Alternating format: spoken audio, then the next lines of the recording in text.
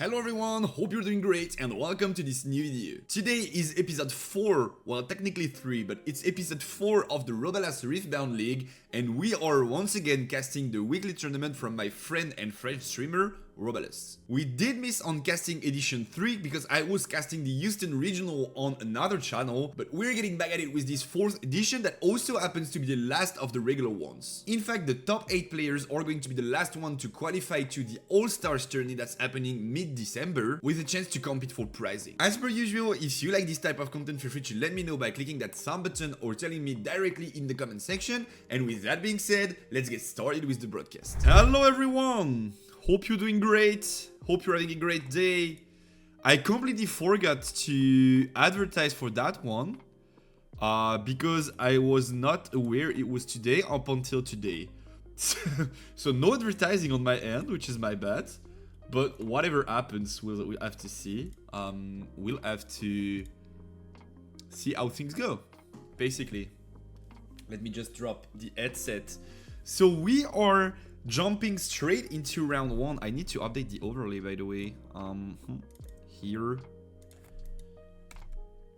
Click and here. Where's the... Okay, perfect. Great. Great. Everything's working properly. Oh, my hair is a mess. Maybe I should wear a hat. Whatever. It's fine, I guess. Let's be ugly. It is what it is. How you guys doing? So we have a Sett into Ahri matchup, which is definitely a matchup that's a bit exotic. Also, two decks that severely underperformed in Houston. Both of them not making it into top 64 despite having something like 60-ish players on the deck. So we'll have to see how things go. I wanted to have some Sett for round 1 and it got paired into Ahri, so I was pretty happy about it. We have Ahri missing on turn 1 and also on turn 2, so we are just playing a Find Your Center to develop a bit of runes.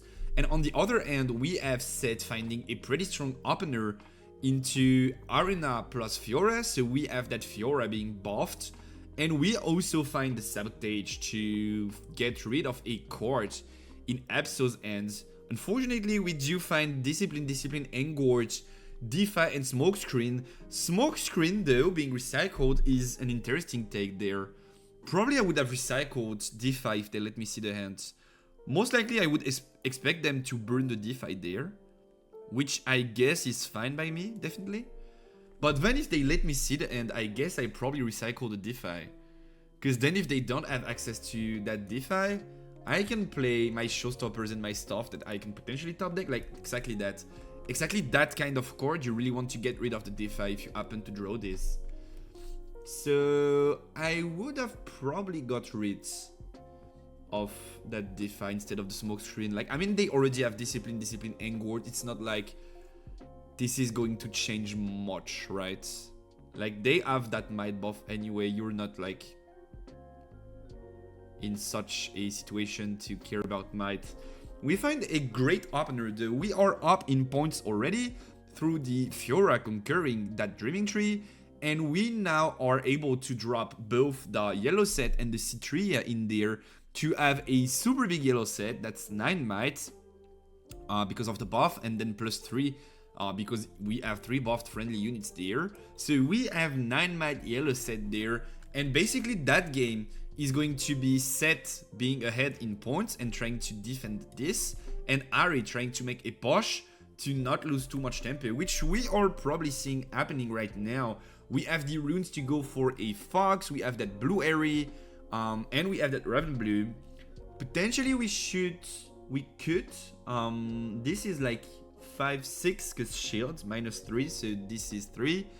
This is 1 through Fox, and this through Fox is 6. We could say something like Fox Ahri getting in there because it's full tapped, so you're not afraid of them playing a spell. So I'm down for a Fox Ahri play that gets rid of yellow Sett. Again, doesn't get rid of everything because this is 3, this is 1, this is 6, then through Ahri, so this is 10, and through Ahri this is -2 again. So this was 8, so you win with this basically. This is 10. You don't even need to send the Raven Bloom there. You just had to send Ahri and Fox. and we had a great trade. Of course, Sett is going to be able to save through legend ability, but like this is a good start. Definitely a good start for Ahri. Being able to trade like that. Also pretty greedy on Sett, and if you can't play around Fox, most likely you don't want to commit into Fox. We are saving yellow Sett, Fiora, and the Citria are dying, and we are still killing some units though. Do we decide? No. Yeah, okay, we kill Ahri and Ravenbloom. Yeah. Okay, we could not kill Fox because of my prediction, I believe. So we had to go and kill Ravenbloom and Ahri. Also, Ahri can be some kind of a problem. That being said, a good way to reconquer there would have been to go yellow Sett into that BF and use that Primal Trance. But we saw the DeFi in their end through the Sabotage. Did we forget? Looks like we forgot. We are drawing off the Dreaming Tree, of course. But we are... Oh, we are full tapped, my bad. Ahri is full tapped, so yeah, that was the timing to use that Primal Trance, else this could have been troublesome. Then we have 2 runes open. I think I don't like that boar. The play was definitely rookie. The play was definitely rookie in base, pump the yellow Sett, and then boar on the rookie. Because now you waste a buff and you lose 2 runes of tempo that you're never going to value. So yeah, the play was definitely rookie in base, pump the Sett, and then boar, pump the rookie. Or maybe even rookie with Sett. But then if they have second Fox, which we know they do, of course, then Dillian Sett player does not know that they do have the Fox. But if they have second Fox, committing both pits and Sett in the battlefield would have been like super expensive. In this situation though, I don't hate it. I don't hate it. Dropping like rookie in base and then Sett in the battlefield, so both don't die. But anyway, we decided to keep that rookie in hand for future buffs. And now we on 7 runes, so we have another yellow Sett into rookie, I guess is the play there. Because how much might does it create? If you go yellow Sett in the BF, yep, exactly. Then you go rookie in there. You rookie the yellow Sett. Yep. And then you boar the rookie. Now this Sett is 9, this Sett is 9, and this rookie is 3.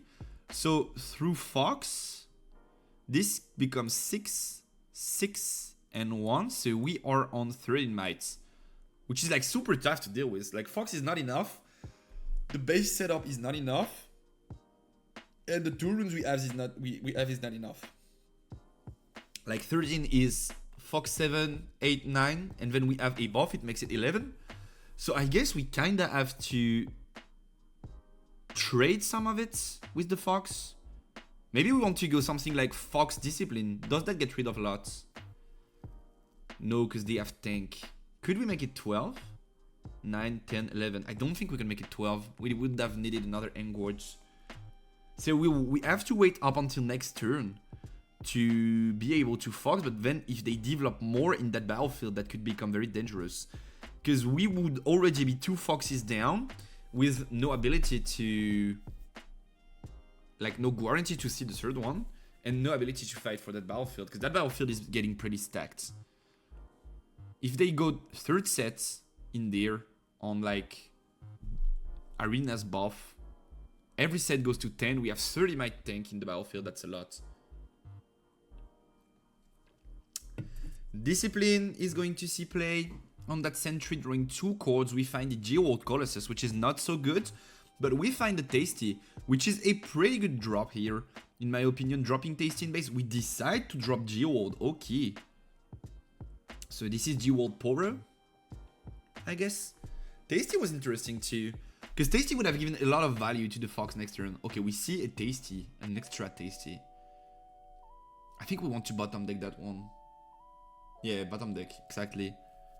And then we are looking for a play there. So we are setting up as much as we can in base, keeping a rune open for the DeFi. which could meet the Call to Glory, could be decent. And then next turn we have 12 runes. We definitely want to be able to use all of these. So 12 runes will be 8 Accelerate Fox, plus 2, plus 1, plus 1. And we want to make a big push in there, but we are going to have to deal with a lot, because now these sets are 10 might each, which is a lot. Like, it's pretty big. We could see Fiora there, but I kinda want to see Fiora in base here. Because now we have more than enough might to... Yup, exactly. I like that play. And then we have the Call to Glory to potentially either defend or enable that Fiora to be mighty if Ahri goes full tapped here. So I kinda like that play. Now we have to go Fox and we have to look for trades, definitely. We have to look for them trades. Because if we don't, we're never going to be able to reconquer that leftmost battlefield. That Dreaming Tree is so much of a problem. Also, Sett is kinda running low on cards. So if we manage to get a fair trade, like a decent one, there's a good shot that we are able to win that game. Also, Gorilla Call to Glory is going to draw a card off the Dreaming Tree. But we have the DeFi to mitigate the value. So it's like, they are just losing one might if they use Gorilla here. Yes, they draw a card, but they spend the buff because they don't have the runes to pay for it. So they spend the buff, which means not only do they lose a might on the unit, but they also lose a might on every set, because these sets are buffed because there are buffed units there. So just one buff here is not good to spend off Gorilla. Like, you have no reason to do so.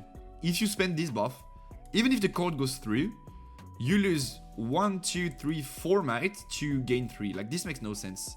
So you are for sure not playing Call to Glory there. Let's see if Abso manages to recognize the situation and the setup here. We are developing again. Alright, so we decide not to contest that turn and to develop instead, but we are drawing the Eden Blades on Dandelion's side, and that could change everything. Because if you manage to bait that DeFi through Call to Glory, and then you eat Fox with the Hidden Blades, that could completely throw Abso's attack off. Fiora is going to trade into the Sentry. We are scoring another point. Now we are going to be able to use the Arena's Bar on Fiora, but maybe we even want to go Kinku in base, buffing that Fiora, and then using Arenas on Kinku. I could see that as a play. You still have 5 runes open to Hardcast Call to Glory and to also use Hidden Blade. I like that play. Oh, we go Arenas trade up on Fiora. Okay.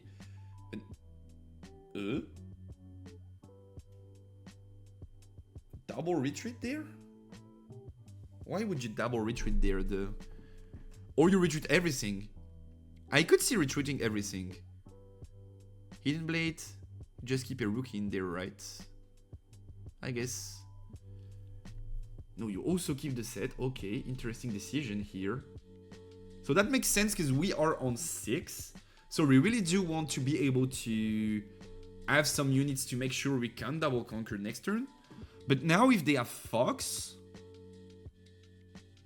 we are in a super tough setup. Yeah, Fox is going to be extended, accelerated there. And we are going to -3 everything. Of course, we have that Eden Blade. And they most likely know it's the Eden Blade. It could be Paka Cobb if we are on a... What's the name? Divine Judgment list. But seems like we ain't. We've not seen any chords implying that we are on a Divine Judgment list so far. Maybe we run a one-off in the main deck, but most likely it's a Eden Blade there. And we have the DeFi to meet it. So I'd say it's pretty much okay to play into that Eden Blades. So what's the push here? This guy is 7? 8, sorry. This guy is 3. But they are -2. So this guy is 4. And this guy is 1. So we only have 5 might there. We send both of these not units you want to Eden Blade for sure. So the play here seems to be Eden Blade on your rookie. Right? Yeah, and they do DeFi. Okay, makes sense. So do we want to Call to Glory now? Those Call to Glory win the fight. You And we are on 5, they are on 8. So Call to Glory trades even, which is probably what they want. But we can kinda hardcast it. Sett is going to die. Okay, so we decide not to use Call to Glory, maybe trying to protect that Fiora. But Fiora is most likely going to die too. So I guess we just decide to keep Call to Glory to be able to push next turn. Recycling a rune to use Sett's ability. And then Fiora is going to be next on the list. So this Fiora is now 6 because she has access to shield, -3 through the Fox. So we are on 3 Might Fiora, which is going to be pushed by the Geowild Colossus there. Colossus fighting and taking down the Fiora there. We knew this Fiora was going to die. We decided not to use the Call to Glory. Could have been an option, but also we still died to the Fox. So might as well. And now on Absol's side, what you need to make sure you can do is protect them battlefields. Because next turn, if Sett gets a double conquer, that game is over. So we have a lot of them units here. We can give one battlefield, but we can't give both. We also have access to Discipline and Engorge. So Engorge defending that Tasty to use that first Dreaming Tree effect to draw a card. And then I guess Discipline there to draw 2 cards would make a lot of sense. It would definitely make a lot of sense here. So thinking on Absol's side, I'd say, because Dandelion was untapped from the hand of last turn, so he's probably waiting for his turn to start. And Abso is considering his options. Dandelion. Okay, so we are stacking the Fox there to make sure he does not get control over everything. But then, if he manages to recapture that Tasty battlefield and to go over it, it could become problems. It could become troublesome for sure. Like, if he goes double Sett in there, both sets are 8. You can use Discord, but it's not enough to match. So you're killing 1. Yeah, this is game. If he finds display, this is game. This is like double Sett in there. You can clear 1. No, don't showstopper here. Yeah, double Sett in there. 1 dies, but you save it through Sett's ability. Yup, another one. Another one. You really do need to send another one, because then Engord and Discipline are terrible. You send 2, 1 dies, you save it. And then you send this one, you buff it through Arena, you showstopper the last one, and that game is over. But he's not finding the play, I believe. We are going to be using the Call to Glory there. Spending 1 of Sett's buff in base.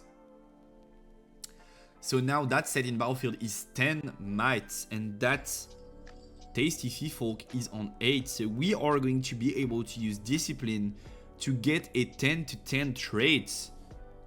But then the Sett would be saved through Legend ability, and we could still push 1 Sett and showstopper this one to the battlefields. That would make a lot of sense. We could also use Kinku there. And we are going to let Tasty die. And now we just, like, this one does not even die. Like, this is perfect. Now we just have to push everyone. Kinku there. Kinku on both of these guys. And then Arena on Kinku. And that game is over. There's no way they can come back. Pushing everything to the right was such a big commit there. Huh? Showstopper? When we have Kinku? Or do we want to go first mate? Push Sett? There? Huh? Huh? Yo Ray, how you doing? Okay, showstopper. We are definitely stopping the show. So Ahri's ability is alive, which means we are now 6 might, which means we trade with both Poros. I guess that's the plan. Yep. Buff is going to be spent. We are going to recycle a rune to save the Sett. And then it's first mates to re-extend that Sett, yeah. Push both to the right. Or we King Queen now. Okay, we are King Queen now. I guess we want to Kinku in the battlefield now. Like... We want to win now? We want to win now, but can we? This one has shield, so this one is 6, 7. Both are -2, but they're 8. So this is 14. 14 into... Yeah. Into a spell. Like... This is 14. This is 6 and 7, 13. But then they play a spell, so they are now on 15. And we have 0 cards in hand. Oh no! Oh no! Oh no! I missed yesterday's stream, sorry. Don't worry, Ray. VOD is here for a reason, right? You can catch up with the vote. I guess we just threw the game. Looks like we just threw the game on Dandelion side. Because now both these sets are not enough to deal with that battlefield. While we could have just like gone... okay. Makes sense. We could have just gone Sett, and Kinku there, and there's no way they recapture. No way. They are not in time warp range. I think we win though. I think we win, because that set is 7 mites. They have to top deck something of that Engort. Or center. They have to top deck above. If they do top deck above, they win the game. This is enough. This is good. This is good enough. Yeah, this is enough. This trades with the set. This does trade with the set. Because now they can go double Sprite Mother, which is 6 Might Sprites. And then they can use Engort, and that's 7. And that trades with Sett. And they also draw a card of Engort. It's not like super, super good. But it's good enough to clear. We just needed to find a solution to clear there. Huh. So we are thinking on Abso's side, but we found the clear there. What would we want to do aside from that? There's no way we do anything else. We don't have another way to draw cards except Engord, but it's too risky to take the bet. So we are going to see Sprite Mother spawning the Sprite. Then another Sprite is going to eat the table through the second one. And then this is 6 mites. And we are going to be able to use Engord to pump them to 7. So Sprite is there, second Sprite is coming. And now we are pushing to the leftmost battlefields. Yup, using Engord there, +1. Correct. And this is 7. This is clear. And then can, like, Sett technically could come back though. We don't have Sett's legend ability though. That's a problem. That's definitely a problem. This yellow set would have been super useful. But we could still come back, I guess. Depending on top deck, there are ways we could come back. Hidden Blade could be a way out. What else? Hidden Blade is super good top deck here. Showstopper is useless. First Mate is kinda useless. Or we just draw a unit and we push everything into Dreaming Tree and we hold for the win. That could be something too. I guess that's the plan. We find the Pit Rookie. Okay, so this is just like Kinku. Draw a Court. Arena is not good. Then this is First Mate into the battlefield. Use Rookie on Mate. And then just bar the Rookie. And you keep that bar in hand to bait for something. And now they have to come crashing into 5, 9, +3, 12 mites. Can they beat 12? They can't. They have to untap everything, use Time Warp, restand everything, and then this is... Oh, they do beat it. They do beat it though. Because they can go Time Warp plus Ravenbloom. And then this is 12 mites. This is 6 plus 5, 11 plus 2, 13. So they do beat it through Time Warp. Oh, we find the plays here on Abso's side. Time Warp gonna be dropped. We are scoring that extra points through the Poro holding. And we are going to win that game of conquering through the base. And we even draw the Discipline to make sure it was enough, but it was indeed enough. And yes, we are pushing there. And this is it. Game 1 is going Ahri's way.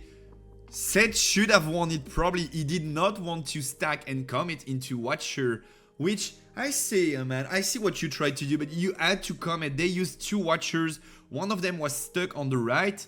This was a free game for you if you just stack everything in there. There's no way Ahri comes back from the hold. So game 1 going Ahri's way, surprisingly. But what a game. What a game. Yo Popcorn, yo Caleb, how you doing, guys? How you doing, my crew? Glad to have you here. Yo Selenia, you are not playing the league? Nope, I'm not playing the league. I'm casting it. English broadcast there. Yo Caleb, how you doing, brother? No, not playing that league. Maybe I'll play the second one, because Roba was talking about cash prize, and I'm a poor streamer, so potentially I'm playing to get a hold of that cash prize. But first edition, casting is fine.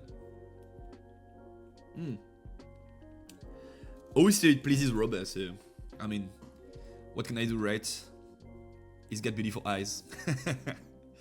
So Ahri is winning that game 1, surprisingly beating all odds, because Sett should have closed that one up several times actually in game 1. Let's see if Sett can do better going first in that game 2. Ooh, rough start. I mean, challenge is good into Ahri, but you have to bet that they don't play the smoke screens, which most lists these days are cutting. But if they do play the smoke screen, it can get super rough to be able to activate challenge. Also, Ahri decides to go Triforian going second, which is now kind of a staple battlefield for Ahri because of like the Kaisa matchup. But then in some other matchups, it's kinda weird. And I have to say, going Triforian, going second into Sett is not what I want to see. We did manage to top deck Dusty 3, which is a super good turn 1 play there. We did not draw a card. We did not draw a card, did we? Did he only... He did not draw, right? I think he forgot to draw. Dandelion.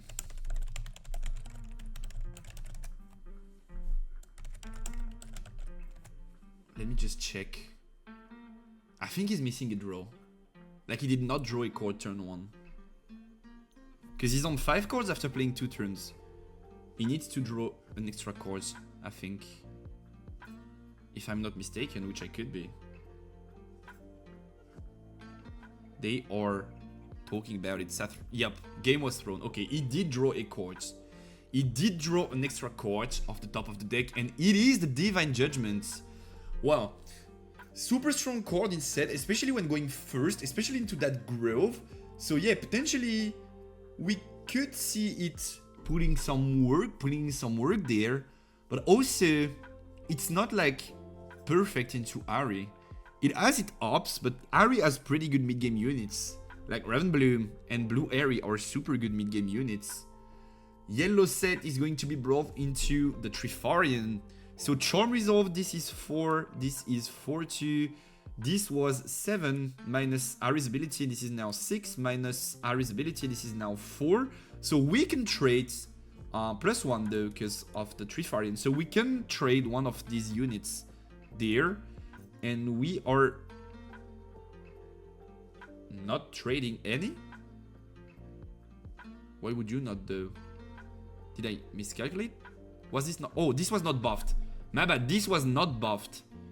This was not buffed. So this is not on 7, this is on 5. Minus Ahri, minus this is now 2. Plus Triforian, this is 3. And this is 3 and these guys are 4. So we don't get a trade on any of these units. Alright, this is a rough start. Super rough start here. Sabotage going to be used. We want to check the hand. We have the smoke screen. We have the Defy and we have the Discipline. Defy did not end up mattering that much the previous game. It could have come up, but we did not draw into like super huge spells that were super crucial. We had that Showstopper, but like kind of on a weak timing.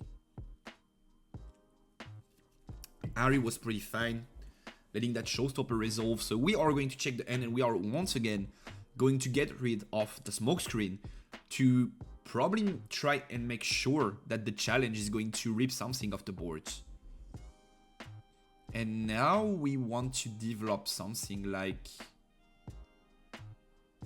What do we want to do? Is it Pit Rookie though? Pit Rookie does not seem super good there. It's Rookie Pass, huh? Rookie Pass is definitely tough. At least you hold onto that growth, theoretically. But they have the Sprite Matter to come and contest it and beat over that C3. Yeah, this is a tough start. Definitely tough start. I guess you want to play that, if you are playing that Pit Rookie down into the battlefields, or on the board rather, you want to play it into Grove, because this plays around Charm. If you have 2 units there and the Charm 1 there, it's fine. You don't lose control, so you still trigger the Grove. And if they have something like that Mother to accelerate, they only are able to kill one of the 2. If they have something like Mother Engward or Mother Stupefy, which they did, you still have a fair trade. You still straight up trade and you can save the unit. And if they have only Sprite Mother, they can't trade. So I think you had to play both in that battlefield. We are drawing another first mate. This is not good. This is super not good. We need to play one to buff that Citria. But then we kinda don't want to play the challenge, knowing that we are just... We could be trading like Ravenbloom over first mate. But then if they have Engward or Stupefy, you lose the game on the spot, and they do have it. You also don't want to play Sabotage, because Sabotage is too much of a commit there rune-wise. If you recycle a rune that turn, that listen that you have, that is your only play so far, is never going to hit the board. So yeah, you kinda have to play it slow, dropping that first mate, but that's not a good sign. Remember that Sett went first in that game, and we are already so far behind in both points and tempo. Sprite Mama going to come and conquer the Grove of the God Willow, scoring the 5th point for Ahri, and we are going to be able to drop a G-Wild Colossus straight onto one of the points. I kinda feel like you want to drop it with the Sprite Mother to secure the hold of the Grove, and then maybe you want to reach with Ahri, and if they come fighting the Ravenbloom, you have that Stupefy to try and bait them in there, or at least trade with 1 unit. So I think G-World is going to go straight up in that Grove here. We are tapping the 5 runes. And are we dropping the G-World? Oh, you guys don't have music though. Should I just do this? Would this be better? Let me know. Is this too high of a volume? Let me know. I feel like the music is somehow kinda low. If it's too low, I can pump it even further. Just let me know. So we are dropping the Geodes. I mean, holding is not that bad, but I feel like I want to protect that Ahri. Now, I barely hear the music. Okay, let me fix it. Let me fix it. Is this better? Is this too much? I think there's no music now. Yeah, it's just the music was over. Okay. Let's see when this one starts. If it's better. They are starting the music. Let me grab that set, by the way. Better. Yeah, now we have music. So can you guys hear it? Or do I need to pump it even higher? No, you guys have it. Looks like you guys have it on stream. Let me know. Listen better. Okay, perfect. Listen going to see play. Eating the board there. Citria and Listen going to Posh. There it is. Okay, great, great, great. My bad, guys. Going to Posh. Reminder that Listen is +2 mites on buffed friendly units with him. So this Citria is now 4 might and this Listen is 10. We are Poshing in the battlefield that is also 10. But through Ahri's Legend ability, we are -1 on everyone. So this is 10, so 4, -3, this is 7. And we are pushing into a 6 and 3, 9. And then we have the Stupefy thingy. Why did I write 10? Mi Dambeni. So this is 9. And this is 4 plus 6, 10 plus 3. 13 minus 3, this is 10. But then if they play the Stupefy, we have a trade there.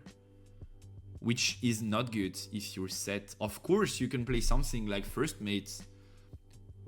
But you're full tapped, so you can't do anything. And we are going to drop the Stupefy there. To force the trade. Everything's going to die. C3 is most likely going to be saved. Yup. C3 being saved. We are able to conquer with that pit rookie there. Scoring the 3rd point on Sett's side. And now we are able to score the 6th point on Ahri's side. We have to be wary if we're Ahri there, because we don't have that much units in hand. So we have to drop that sentry. Do you want to... I think you want to drop sentry with Ravenbloom and retreat Ahri. I would have retreated Ahri there, I think. Because then, do they have a play that's enough to kill that Ahri? A showstopper or something? They do have it, right? I just don't see it. Like, if they have orange Sett there, what, like, this orange Sett goes to 8.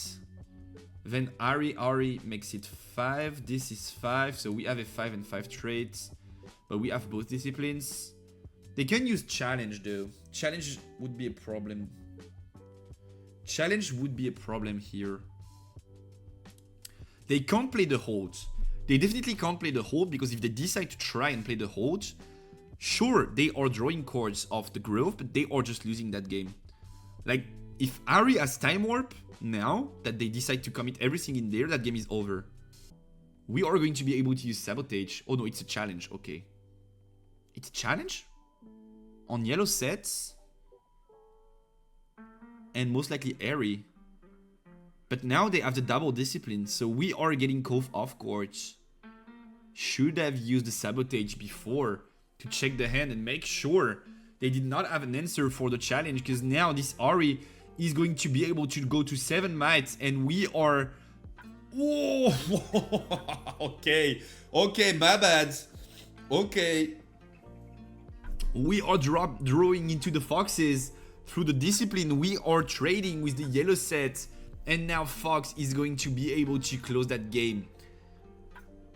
My big problem with this play is that, okay, even if challenge resolves, and like, let's say that Ahri is dead, like Ahri is not there, and challenge resolves, if they have Time Warp, that game is over anyway, because they just hold through Ravenbloom, and when they just Time Warp and they hold again, that game is over. So sure, we do have the Sabotage to check if they have Time Warp, but then you have to use it before you commit the Sabotage, because if you don't find the Time Warp, but you find something like the Smokescreen, you could save potentially your yellow Sett.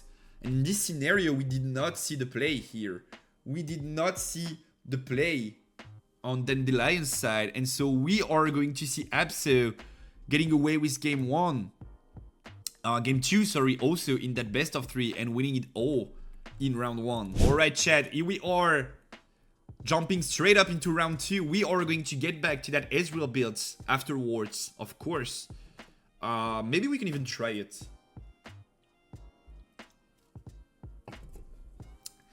So we are seeing Leona into Kai'Sa.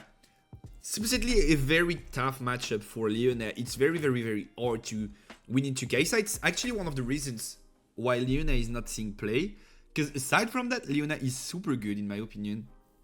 Probably one of the best decks in the format if there's no Kai'Sa going around. But as long as there's Kai'Sa, it's super hard for Leona to find a decent win condition in that matchup. We are drawing into the Sona. Okay, interesting. So now we have to be able to beat that Voidseeker, which we are going to beat through the Defy most likely. Now we are going to see Voidseeker being played here on Kai'Sa's side. Voidseeker is being dropped. We are definitely going to be playing that Defy on Leona's end to prevent that Poro from dying. And now we still have 4 runes open to establish a Sona in the battlefield. And we are going to be able to restand 3 runes. The problem is that it looks like we are in a strong setup here, but that Kai'Sa is already on 6 runes and is going to be able to develop a lot there already. And next turn we are going to be met with the Icasian Rain if we try to develop here, which looks like we are thinking about doing just that on Leona's side. So yellow Leona are going to see play developed in base, and then we are going to be restanding the 2 runes, and Kaisa is just going to punish us with the Icasian Rain straight off the hands, and we are going to have to use that Call to Glory to at least save one of our units, but that won't be enough to make up for the loss of tempo. And then Kaisa is also going to be able to push straight into the battlefield. So we are seeing 1 ping on Poro, 3 pings on Sona, and 2 pings on Leona. So we could use Call to Glory to protect the Sona, which I guess we are fine with losing the Leona, because we have another one in hand, and we also have the Rune Prison to create stuns. So we are probably just buffing the Sona. But then she does die. Yeah, she does die to Ravenbloom and Poro pushing in. So we are going to let that Sona die, and we are going to bring in the Poro and the Ravenbloom to the rightmost battlefield. Most likely only the Poro, and we keep the Ravenbloom to push next turn. Okay, we do the exact opposite. I think keeping the Ravenbloom to push was better, but I guess it's okay. At least you add the deflect on the Poro for Leona, yeah. Because now Leona is going to push for free, get that stun. Whereas if she decides to stun the Poro, you have to pay the deflect cost there. So Leona is going to be able to conquer. Then we are going to pay 4 runes once again to drop a second Leona, praying that they don't have another Icasian Rain, because if they do, that game is over already. And we are now thinking on Tanoseko's side, but Darius is going to come in strong and try to punish that Leona restanding through the drop of the Noxus Awful. We are on 5 points already. We desperately need that Leona to survive, so we are going to have to drop that Rune Prison there, because that Leona has shield, so that Leona is 6, but we have to drop the Rune Prison on the Darius there to stun the big boy Darius. Then we are buffing the Leona in base through Leona's Legend ability, and then Darius is going to get stunned, so Poro is likely going to die. Darius is going to go back to base, because this ends up in a draw. Leona does not have enough might to kill both units, and Darius does not inflict enough damage to kill Leona. So the defender remains in control, and we are just going to pass turn there. Soaring Scout going to see play in that ganking battlefield. Leona is going to come pushing into River's Row. We are going to let that sentry die to try and find a bit of draw power here on Kaisa's end, because we are ahead in points, but we don't have that many cards in end, and the ones that we do have are not good enough. But we do find the Falling Star of the top deck. What a top deck of their top decks. How do we decide to use it though? Because depending on the use, it could very well get countered through a potential end guard or discipline there. We are most likely using it though. 1 rune being recycled there. Yup, we are dropping the Falling Star onto that board. And how do we decide to use the pings? This is going to be double ping on the leftmost Leona. And that Leona is going to be protected through a discipline. So she has the buff. She was on 5. She now goes to 7, which means we are not only able to draw a card, but we are also able to survive the Falling Star with only 1 HP left. Then we get traded by Hopeful, but we could just retreat that Leona back to base through the River's Row. So it's pretty good there. Pretty good turn for Leona. We are now able to establish a bit of board presence. Yup, that Leona is going to go back to base for sure. We are now able to develop a bit of base there and a bit of units, and that's exactly the point you need to reach to have the matchup become playable if you're Leona. And that point is you need to start your turn with units on the board. If you manage to do so, you have a shot at playing the game. Most of the time you are not going to be able to do so though, which is part of the problem. Now that Leona has shields and the Soaring Scout is buffed, so this battlefield was 8 might actually, which is more than what Darius could handle. So wise decision not to send the Darius in there and lose a free trade, especially when we are ahead in points and we have a unit in the reverse row. So Leona is going to have to come attacking once again, and we are going to be able to dodge it through the reverse row there. Leona drawing into everything but a play there. Soaring Scout and Poro, like these are decent units, but these are also just not good enough to apply pressure in this situation. You would rather want something like Green Leona, like Stun Cord, something like Face Breaker would have been way better. We are going, nope. No buff, no buff.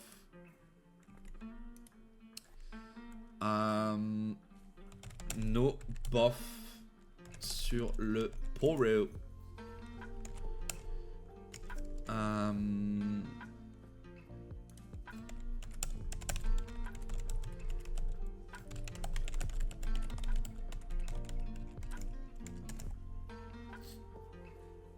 Okay, great. I'm trying to correct the game state. So basically this rates stun an enemy unit here. This is a trigger, and this is a trigger. And so, they don't care though. Do I have to jump in and explain? Because this could actually matter. We are seeing a fox dropping on the board though.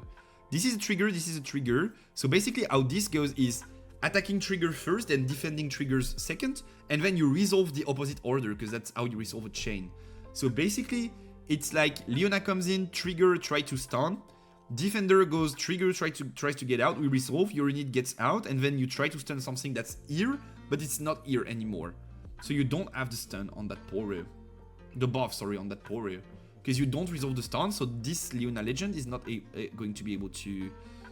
I'm just going to jump into the vocal for a second there. Give me a second, I'm going to switch to French. Ouais, allô? J'ai essayé de vous dire dans le chat, mais je sais pas si vous voyez. Il n'y a pas de buff sur le petit poro vert. Ouais. Bah en gros, ça fait Leona Trigger 1, Battlefield Trigger 2. Et du coup, tu résous à l'envers, le Hopeful il sort avant, et comme Leona est stun here, ça stun pas. Pas de soucis. Alright, perfect. So they were not aware of the ruling, which is why I had to explain. So the Poro does not have a buff there. Darius is going to come in and push. We are under the Watcher pressure. So that Darius is only 5 might now, but we could use a retreat to buff it to 7 if needed. And we are attacking into 1, 2, 3, 4. Because the Poro has shields that declares once we're done. So Engwart is going to come, and we are going to let that Darius die on Case's side. Okay, I think retreating the Poro would have been some sort of good play there, because then you buff the Darius and you play around that trade. But fine, we get the trade, we managed to clear the board. Leona is going to get out, and then we are just going to win that game, because we don't have a cord in hand on Leona's side, so we know we can push with everything and make up for the difference. And Kaisa getting away with game 1 in this round 2, which makes a lot of sense. Once again, Kaisa has a very tough matchup. Leona has a very tough matchup into Kaisa, and we've just witnessed it there. Let me see, someone is pinging me though. It's gay. Just notifs from Twitter. Everything fine. So we are now going first, most likely, on Leona's side. Also, we were going second. So going first is already tough, but like going second is almost impossible. Leona has a super hard time dealing with what we just saw in this game, in the Falling Stars and the Icasian Rains and stuff. We are going to bring in the Wind Wall, which is a great answer to the Rain. That turn when we had Sona on board and they played the Icasian Rain, if we had something like if we had something like the Wind Wall, it would have been a completely different story, but we did not see it. And they do have the Rain though. Let's hope, let's pray we draw into a turn to unit there.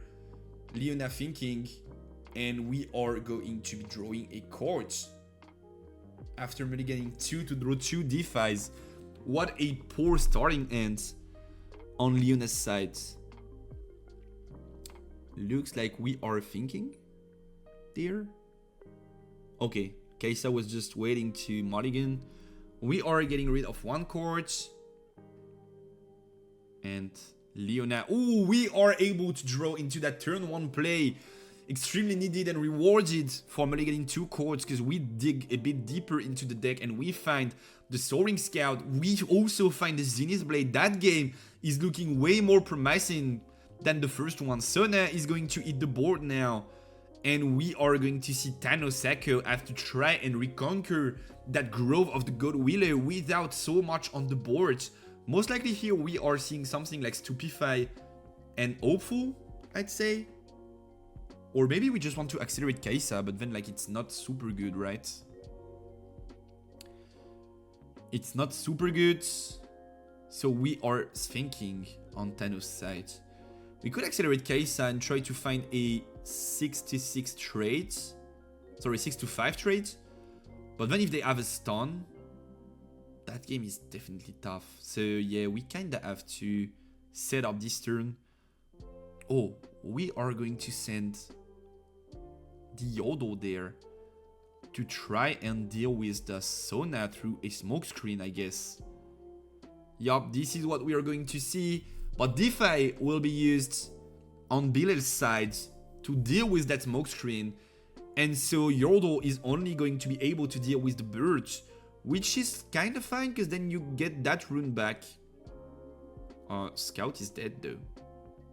Scout is dead. Scout is dead. Don't they want to kill Scout? I mean, Sona is live and well, but Scout is dead and you have that extra rune though. I guess they decide not to kill it. Like, they don't have an option though. Scout should be dead, but whatever. Whatever. Scout is not dead apparently, so we are just going to be able to drop Fiora and then abuse Sona's ability to restain 4 runes. And we are going to have access to that win wall. Yeah, Scout is dead. Perfect. So we are now ramping that rune. Took a bit of time, but they got there. We now are ramping that rune. We can drop the yellow Fiora. I guess you want to drop it straight into that grove. Because then you have the ganking when you buff it. Once you buff it, you have the ganking. Oh, we are bringing the Leona to the table, deciding not to lose too much time and to set up, so we are able to contest the Candlelit next turn, which makes sense too. Sona restanding the 4 runes at the end of the turn, and we are going to see the play dropping once again Icathian Rain being played on curve. But if you are on Bilal's side, you are more than happy with the situation, because this time we have the win wall and we find the punish, and now Kai'Sa straight up past a turn, and we are getting in a super good spot on Bilal's side. We are going to be holding once more with that Sona. We are going to be able to contest that Hopeful with the Leona. Kai'Sa is going to have an empty board and no way to play that Fox, that Thousand Tail Watchers on the next turn. So this is a super good answer on Bilal's side. It is indeed expensive runes wise, but this is exactly what you needed to make that game playable. And we are going to see Leona coming straight at the Hopeful. We did not draw through Grove though. We forgot to draw the extra card of Grove, but this is a missed trigger, so I'm not going to jump in there and tell them you have to draw off Grove. This is something that they did miss. So it is what it is. We are going to find a Meditate though. This is also super good. Meditate on that Sona is going to be super valuable there, and we are also able to buff the Fiora. We can bottom deck that Zenith Blade, and then we have the runes to play Meditate, Angward, and Defy next turn. This is super good. Super, super good on on Bilal's side, sorry. This game, I would say this game is probably going Leona's way. The matchup is so hard that there's a way it goes Kai'Sa's way, but most likely it is going Leona's way. So now going to resend 4 runes. We are playing low on them rune counts, but we have the Meditates in the deck. to be able to find an answer off the top. And for 5 runes, we are going to see a Darius drop there. Then 2 extra runes to play a sentry. Darius is going to restand. And we are most likely going to try and find a trade on that Sona. Yup, this is 7 might into Sona. And do we have an out? We do have one in the Zenith Blade. But do we want to burn 2 runes? We want to. We want that Sona to be live and well. And so we are going to be stunning that Darius, no damage dealt there. And then Fiora is going to be brought to the battlefield through the Zenith Blade. And we are going to be able to kill the Darius there. We have another Zenith Blade off the top that we did stack through the Candlelit. And we are in a fairly good spot there. Drawing an extra card off the Grove this time. We don't forget about it. We find a bird. So this is meditate into bird, I guess. This is definitely meditate there. You just tap that Sona, does not change anything. And you probably retreat that Leona too. Yeah, tap the Sona. We are drawing 2 extra cards of the meditate, Leona, and another wind wall. But we don't have them 2 green runes. If they happen to find something like another Icathian Rain, we could not counter it through wind wall. We'll have to see if they do find it, because 4 runes are now open through Sona's ability.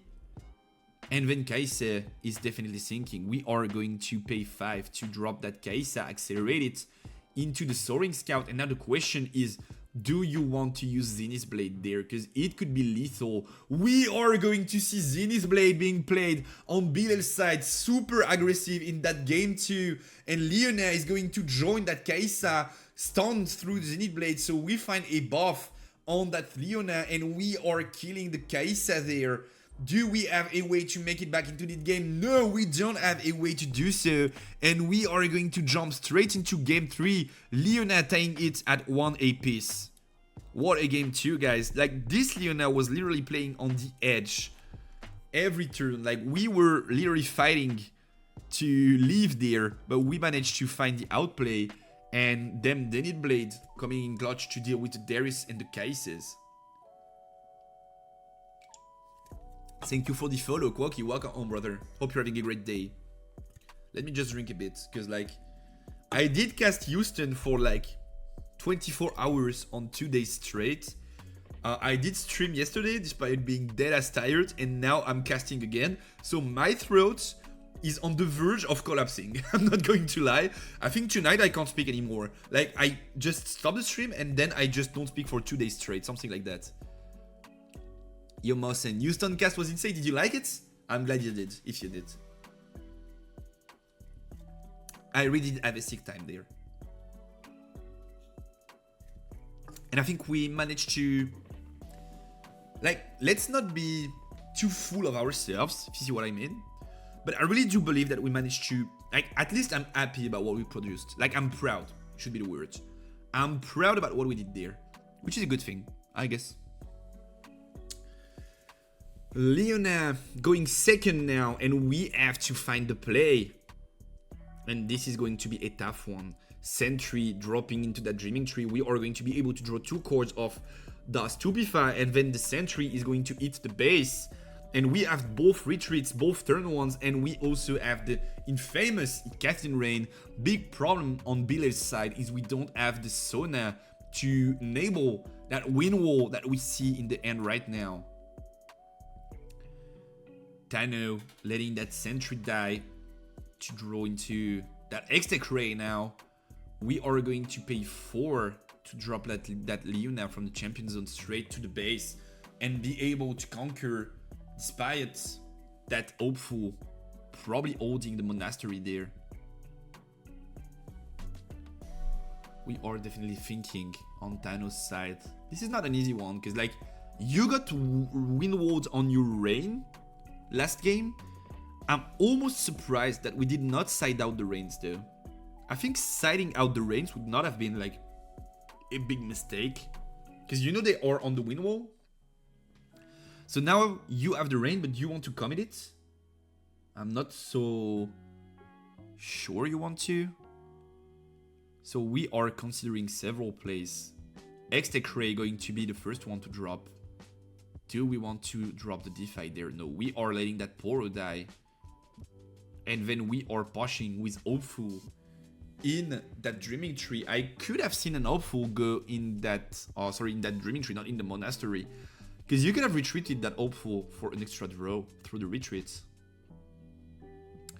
But we are not going to do that, so Leona is going to come straight at Hopeful, attacking there, getting a buff, and so we are now outmining that Hopeful, and we are able to draw a card, spending the buff through the Monastery of Irana. Do we want to make sure we enable that win wall? If we do so, we can't drop a lot. We have to drop the Soaring Scout, and that's about it, and that's not what we are going to see there. We are going to drop the Leona, and we are going to pass. This is super tough though, because now they have free reign. Okay, we don't play about reign. Like, this is a big mistake. They decide not to reign. Okay, they decide to Kai'Sa. This was a free reign though. Like, if they go 3 pings on Leona, 3 pings on Leona, that game is over. But maybe they are afraid of the game 2 scenario. And that reign that almost lost them the game. So they are trying to play around it. But I kinda don't like it, I have to say. That Kai'Sa conquering, and now we are on 3 runes open, which would probably imply something like a Void Seeker.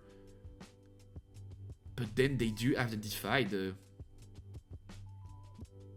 Are we tapping that 3rd rune? No, we are dropping the smoke screen on the Leona there. DeFi going to C-play to protect that Leona. And we are not going to be able to conquer over it now. So we are probably just passing turn. At least we have 1 retreat rune open to be able to draw one in that Dreaming Tree and add back that Kai'Sa. But we had a super good reign there that we decided not to use on Thanos' side. Most likely because we were scared of what happened game 2. But we did not have the open runes on Biler's side to make this work this time. The wind wall was not usable. Aren't we just like straight up crashing into Leona? Yeah, we are, if we do this. So we are not doing this because the spell was not played. Probably they think the spell was played. We played the Ray, but this was not played. This was DeFi, so this does not give a buff to Ravenbloom. So we are going to see Fiora seeing play now in the battlefields. Getting the buff through the stun. If they do retreat on the Leona's ability, we don't have a buff. Yep, we don't have a buff on the Fiora. Once again, it's the same, exact same as the River's Row ruling before. If the target leaves the battlefield before Leona resolves, you don't get the stun. It's here, so you have to have the target here. And so now we are giving away the perfect reign. Like, this is the absolute perfect reign. 2, 2, 2, and we kill everything. This is the reign of them reigns. If they don't use it, I mean, why would you not side out reign? They can't win wall. They don't have the runes to win wall open. Yeah, we are using the reign there. So we are recycling 2 runes using that Kai'Sa ability, and we are going to be sending 2 pings over to Fiora, 2 pings over to Leona, and 2 pings over to that Leona once again. Most likely you want to meditate, because you're not going to get another window to play an answer this turn, most likely, or maybe in Showdown. But like, you want to draw that card anyway. There's not much you can do aside from that. You can't use the Call to Glory, you can't use the Rune Precinct to try and get a stun, because it's an action, not a reaction. So we are stuck on using that meditate to draw a card, and that's it. We gave them such a good reign despite having the win wall. I guess you had to play that Soaring Scout and just like keep 4 runes open to be able to win wall in case of needs. Because now that game is almost over and Kai'Sa wins it all. We also did top deck the Thousand Tail Watcher, which means that whatever Leona is going to play, we are going to be able to push into it. And we still have that Void Seeker after forcing the DeFi already through the smokescreen. So this is definitely a super tough game. Getting it with Rain game 1, game 2, and game 3 is definitely super tough. That being said, we had the win wall game 2 and we had the win wall game 3. Game 2 was fine because we had Sona, but game 3, Feels like we decided not to play around the wind wall, and it's probably a mistake. In my opinion, there you have 2 Leonas on board, you can't afford getting rains, so you really do want to drop that scout instead and keep the runes open in case they want to do something like using rain. We are thinking a lot there. Tapping 2 runes is going to happen on Leona's side. And what's the play there? You have to play meditate, that's the only thing you can play there. So we are seeing the meditate, throwing a cord, and the Fiora is being drawn. At least we draw into a body. But everybody is going to die. And that's probably it, right? Kai'Sa going to go for a double conquer. We find the 3rd Leona, but it's a tad too slow now. Because we are just like dropping it. Yeah, at that point you want to drop Fiora 2. You have to drop Fiora 2. Like anyway, you're losing that game, so you have to develop. Yeah, just drop Fiora. It is what it is. If they have another rain, that game is over, but it's too late to think about it. It's way too late to think about it. Yeah, just drop Fiora. Pass. They get to 7. Pray they don't have time warp, because if they do have time warp, that game is over. But like, if you don't develop Fiora, that game is over anyway. So you definitely have to pray they don't have the time warp, which they do not have. And then we are going to see a Darius being developed here. Probably a Kai'Sa too being developed in base there. And we want to retreat everything, or everything but Sentry? This is Ravenbloom. Okay, we do retreat Sentry. We have Fox next turn to take them winning trades. Leona has options though, but we don't give away the free buff. We could have kept the Sentry in the Dreaming Tree, because we could have retreated it and drew the cords of Dreaming Tree without giving the buff to Leona. We for sure don't want to give a free buff there, because this is the opening that they are looking for, to buff Fiora, enable the Call to Glory. Like, this is definitely something that you don't want if you're Kai'Sa, so smart play here. Pushing everything back to base. We could have just left a Sentry in the Dreaming Tree to use that retreat. But then if they have the Defy, I guess it kinda is risky for no reason. I guess they want to Defy to at least get a buff there. So yeah, I could see that. And then on Leona's side, we are going to be using that Void Seeker on the Fiora. Defy going to see play on Bilal's side. So we are just forcing interactions at that point on Thanos to try to simplify the game state as much as we could. And the Defy is gone. We still have both the Rune Prison and the Wind Wall all open, and also the Call to Glory. So we have quite a few interactions on Leona's side. But Watcher is going to see play there, being accelerated. And then Watcher is going to be able to fight into these guys, which Leona has shields. So this guy is 1. Leona has shields, so she becomes 2. But what could happen is Watcher comes in, you stun him, you get a buff, so this guy becomes 2. Then you use Call to Glory, it becomes Mighty, so it's now 5, it procs shield, it's now 6. So max value, you have 8 might there. If you sequence it correctly, you have 8 might in that Dreaming Tree. And you draw a cord too. But 8 might ain't enough, so we have to find a top deck of them top decks though. Thinking here on Leona's side. So once again, the correct sequencing is Rune Prison here, gives a buff there, so now this is 1, this becomes 2, this has shield, so it's 2, then you use Call to Glory on the Fiora, Fiora becomes 5, so she's now Mighty, she procs the shield, she becomes 6, and then you have 8, and you are fighting against 9, that becomes 11, so you have to find another Call to Glory off the top to make it even, or a stun. A stun would be the better option there. A stun off the top through the Call to Glory of the Dreaming Tree would be the better option there. Like, it would actually be crazy draw. So we are seeing the Call to Glory drop, buffing that Fiora. So that Fiora now is 6 might, because we proc the shield too. So we find the correct sequencing on Leona's side. At least the optimal one. Will that be enough to win that game though? Is the question. Fiora is now 6 mites. But we have a draw from the Dreaming Tree. And this is going to be the deciding moment. Can we hold on that battlefield? Trying to find an answer on Case's side. Using that Stupefy. Oh, retreat though. Defy. Defy is not enough. Defy is not it. We needed a stun. We needed a face breaker. We needed a rune prison. We definitely not needed something. But we are not going to find it. And Case is going to be able to win that best of 3 2-1 and make it to the round 3. By the way, this format is sudden death, just so you know. This format is sudden death. So like, you lose, you out. You win, you in. Up until there's only one player remaining. We're back to English chat. So we are going to have a Kaisa into MF game.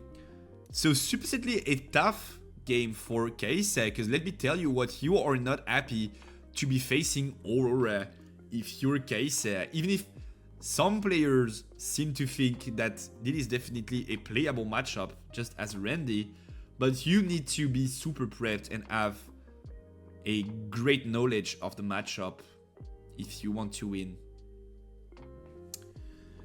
So we are seeing, I don't know who's going first, I did not see them roll the dice, but we are seeing MF Mulligan 2 because we are definitely looking for that Aurora and we don't find a single draw power card nor a ramp card. This is a terrible start on MF's side. On Kaisa's side, it's not that much better. We do find the sentry. Okay, so it instantly becomes better. If we were missing on turn 1, could have been a problem. MF is starting and we are just passing there. What a trash starting end for MF. Like, this is probably one of the worst ends that you would ever have to look at going first in the matchup. Of course, you don't have turn 1s there. Okay, the stack deck could help in declogging that, and we are going to drop it right away in my opinion. And then maybe either we find some ramp, we are just passing. Oh, did we just click too fast? I guess we clicked too fast. Yeah, so Sentry is going to see play. Then we are going to pass turn to MF. MF is going to tap a rune, play the stack deck here. We are looking at... Wow! Ride the Wind, though. Do we play Ride the Wind in an Aurora build? Probably not, right? Probably not. So what's the plan now? We are trying desperately to draw into something that resembles either ramp or an Aurora, and we can't find anything.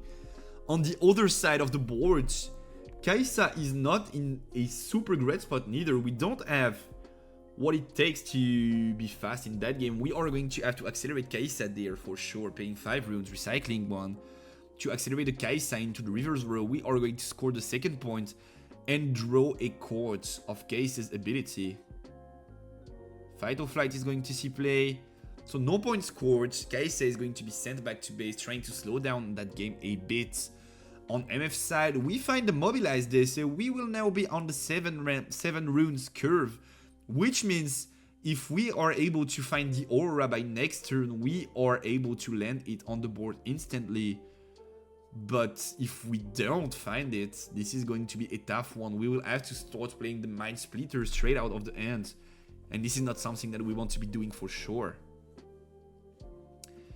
Kaisa is going to be able to draw. We are going to be able to push that Kaisa into the reverse row once again, scoring a Conquer and drawing an extra card there. Kaisa getting there, drawing the card. Also, reverse row is going to be a problem for MF, because aside from that, like, bullets thingy, signature spell, we can't really get rid of that Kaisa, but that's not something that we can use while we did not land Aurora on the board. This is something that we want to use once Aurora is safe and sound on the board. Sentry going to be retreated there. We scored the Ode. There's no reason to sacrifice it for no reason. Darius going to see play. And then we are passing. So setup Darius there, don't hate it. Ghost being drawn on MF's side. So we have to drop that Mind Splitter there. We have to do it. Because if we don't, we are falling way too far behind in Tempest. So 7 runes going to be tapped. 2 purple runes going to be recycled. And Mind Splitter is going to hit the board. We are going to look at Katchouze's end. And probably getting rid of that Falling Star. Because Falling Star Stupefy instantly kills Mind Splitter next turn. So we have to get rid of the Falling Star. Yup. This is what we're seeing here. And that Mind Splitter is going to be our lifeline. The only cards that's going to make sure we can have some kind of tempo. Ride the Wind. Huh? Ride the Wind seeing play here. Okay. So we are conquering the Aspirant's Climb, scoring the first point on MF's side. And then we are using MF's Legend ability to gank that Mind Splitter to the River's Robe that Kaisa is going to be able to tag out. And so, okay, we want that Mind Splitter to be able to go back to base next turn through the River's Robe, which makes sense, I guess. But Kaisa is also able to conquer and draw an extra card because you gave her that River's Road trigger to tag out. So not sure I like that play. Also, if we top deck Aurora now, we don't have the runes to make use of that Aurora because we did use that Ride the Wind, recycling 1 purple rune to move that Mind Splitter around the boards.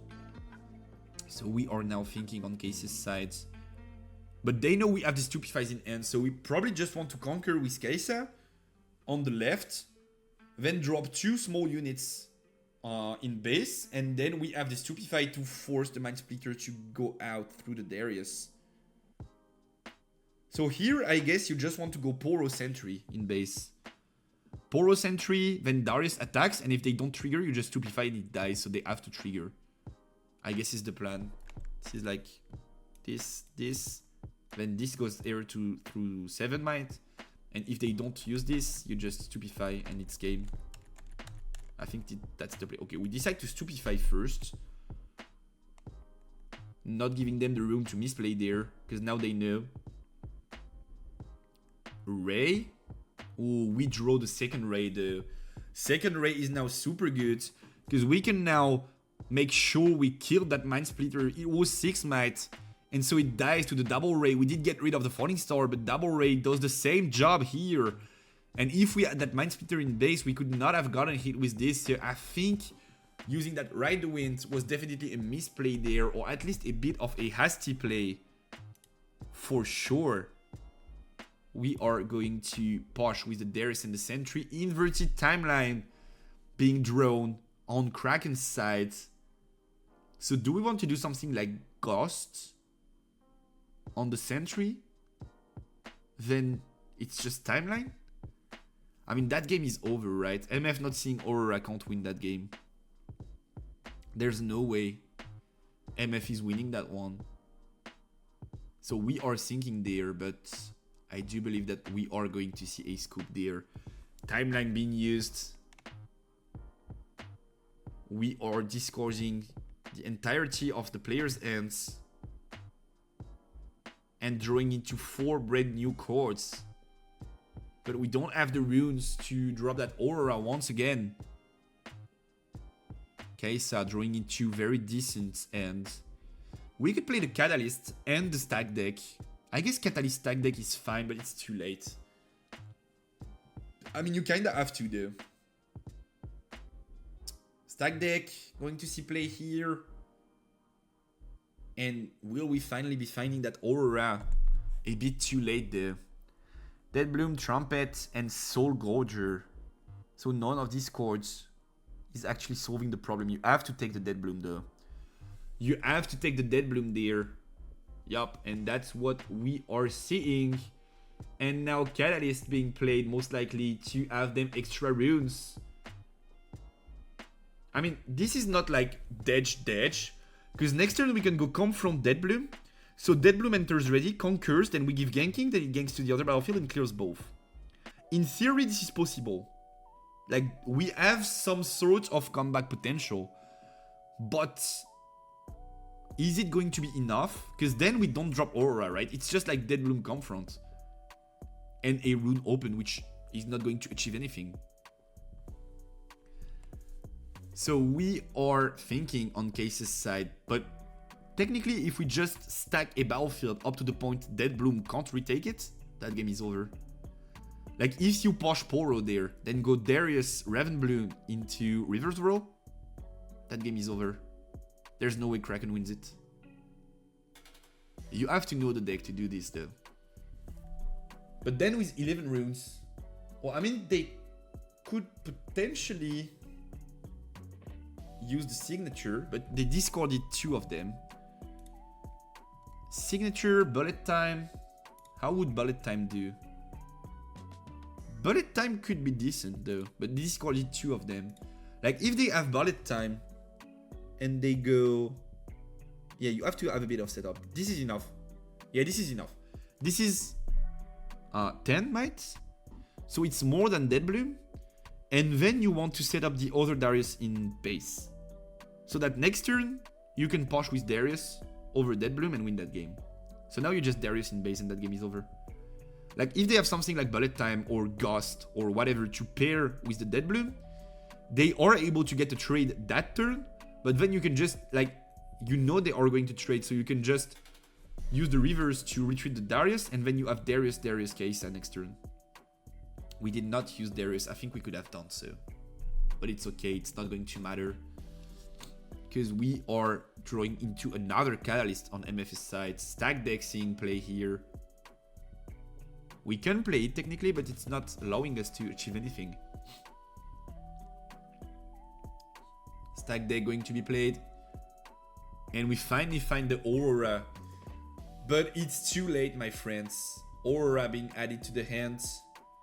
And we are going to be able to Dead Bloom. But then it's not enough, unfortunately. And game 1 is going to go Kaisa's way. After a terrible end on Misfortune's side. What a bad end we saw there. Dead Bloom is going to conquer the Aspirant's Climb. Kaisa is getting to 8 points. And then yes, we are on Aspirants.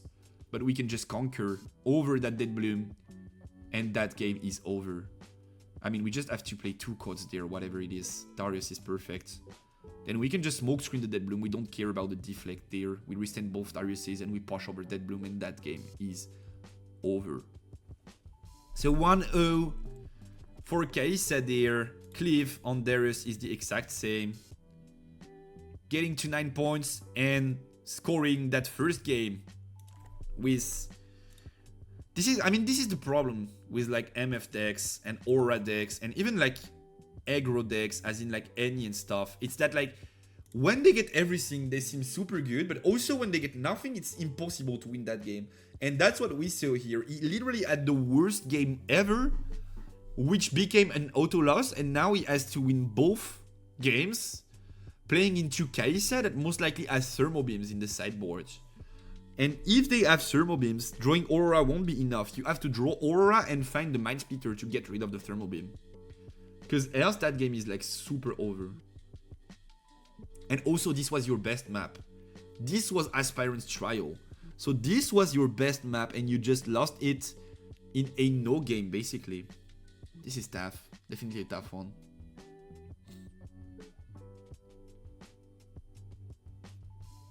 Thinking on player 3. What's the name of the guy though? Like it's McLogan, and I think it's McLogan, the guy on the bottom. So McLogan, thinking on the sideboard, probably bringing in them thermal beams to try and fight the Aurora. Better opening end there. We can just mulligan the Dead Bloom and the Volibear. And we draw into Aurora. Okay, this is already looking better on Kraken Knight's side. We have the Aurora, we have the Confront to try and draw in the early game. We have the Ghost to defend the battlefields too. This is looking way better. on Kraken Knight's side. Confront is going to see play, I believe. Ooh, and the Fight or Flight is super good too. I think you just want to Confront there. Yeah, just draw a card. This is free. Trying to draw into ramp to accelerate that aura. Timeline is not good. But you have the aura already, so I guess it's okay-ish. Yordle going to see play. We draw into the Time Warp. Stack deck going to be drawn there. We definitely need a Trumpet. So we are looking for that Mobilize. Stack deck going to reveal 3 cards. Another stack deck is definitely going to be what we pick there.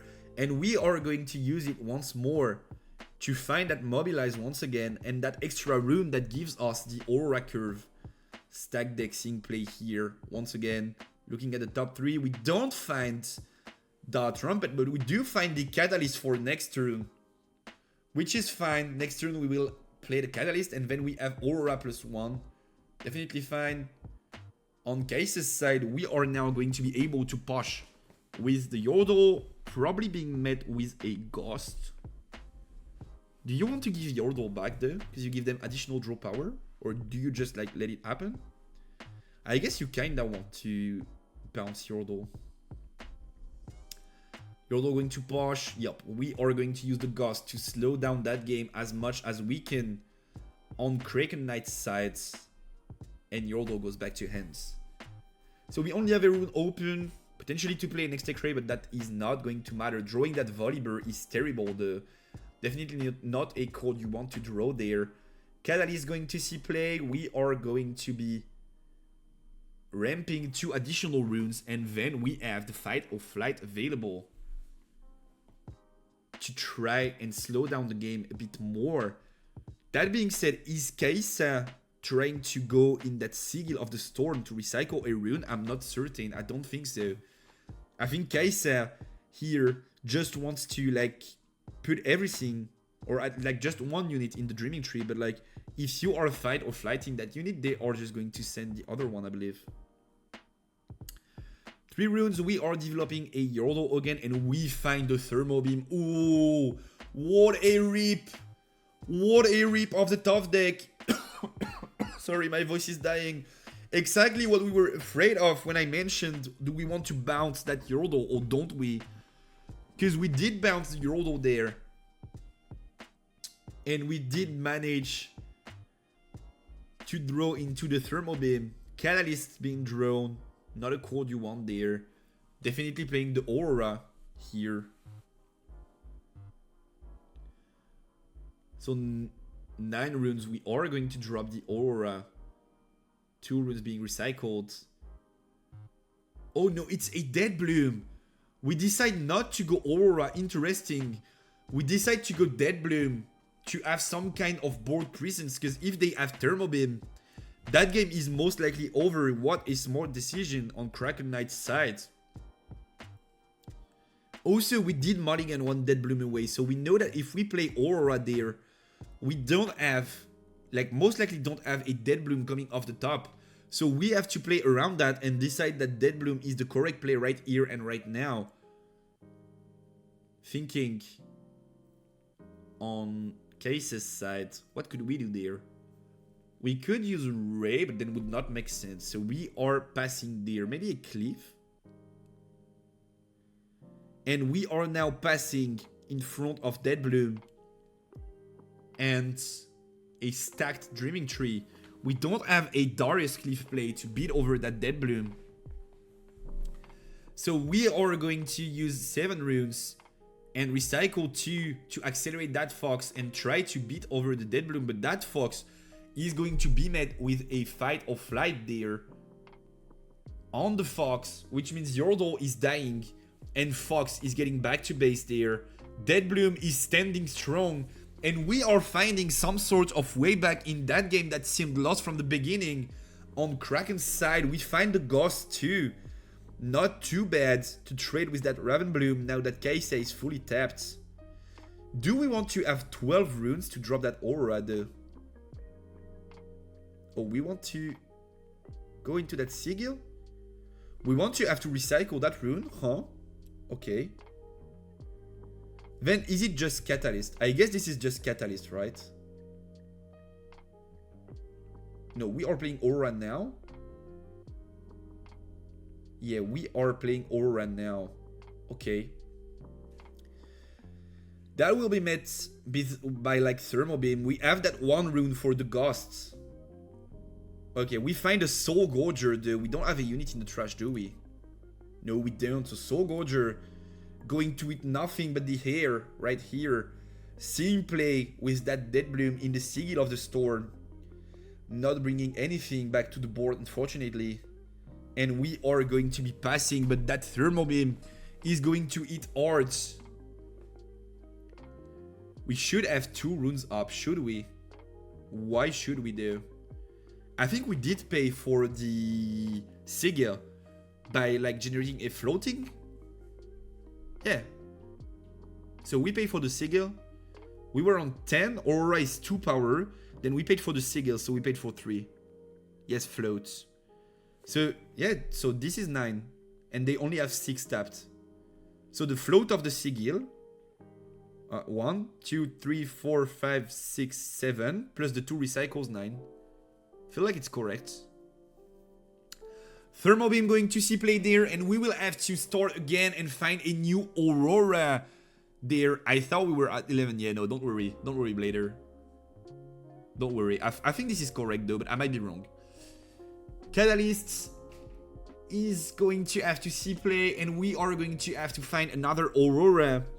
I think I did not hate that idea of going like not Aurora, but then don't you wait to be at 12 runes, so that way you go Aurora plus the inverting timeline, and you discard their entire end, and hopefully they have a Thermal Beam in there that they kept until you played Aurora. I think you just let them stack cards in end, and at 12, like you were not that far behind in the game. So on 12, I guess we could have inverted plus Aurora, and I would not have hated the play. This is going to be 6 runes spent to accelerate the MF there. MF is going to be able to conquer the Dreaming Tree. We are withstanding 2 runes to enable the Catalyst. Sorry, 1 rune through the MF move to enable the Catalyst. And then we are just going to drop it, I think. You could want to keep runes open for the Fight or Flight, but you desperately need to create an opening to be able to play Aurora. 2 runes going to be channeled, and we are going to pass there. Why are we recycling the... Oh, we are hiding the Fight or Flight. Okay, makes sense. So that way, if we top deck an Aurora, we protect the MF, and if we top deck an Aurora, we have an opening to play it. I don't hate it. The problem is that they can play double Extec Ray, but I mean, you could just flight your own MF, draw a card, and dodge the second Extec Ray. So I don't hate it. I think this is the correct play on Kraken's side. 2 runes going to be tapped for a Falling Star. Unfortunately, there's not much we can do there. We can still activate the Fight or Flight. We have to use it. We have to use it definitely to draw a card of the Dreaming Tree. We have to. Small misplay if we don't.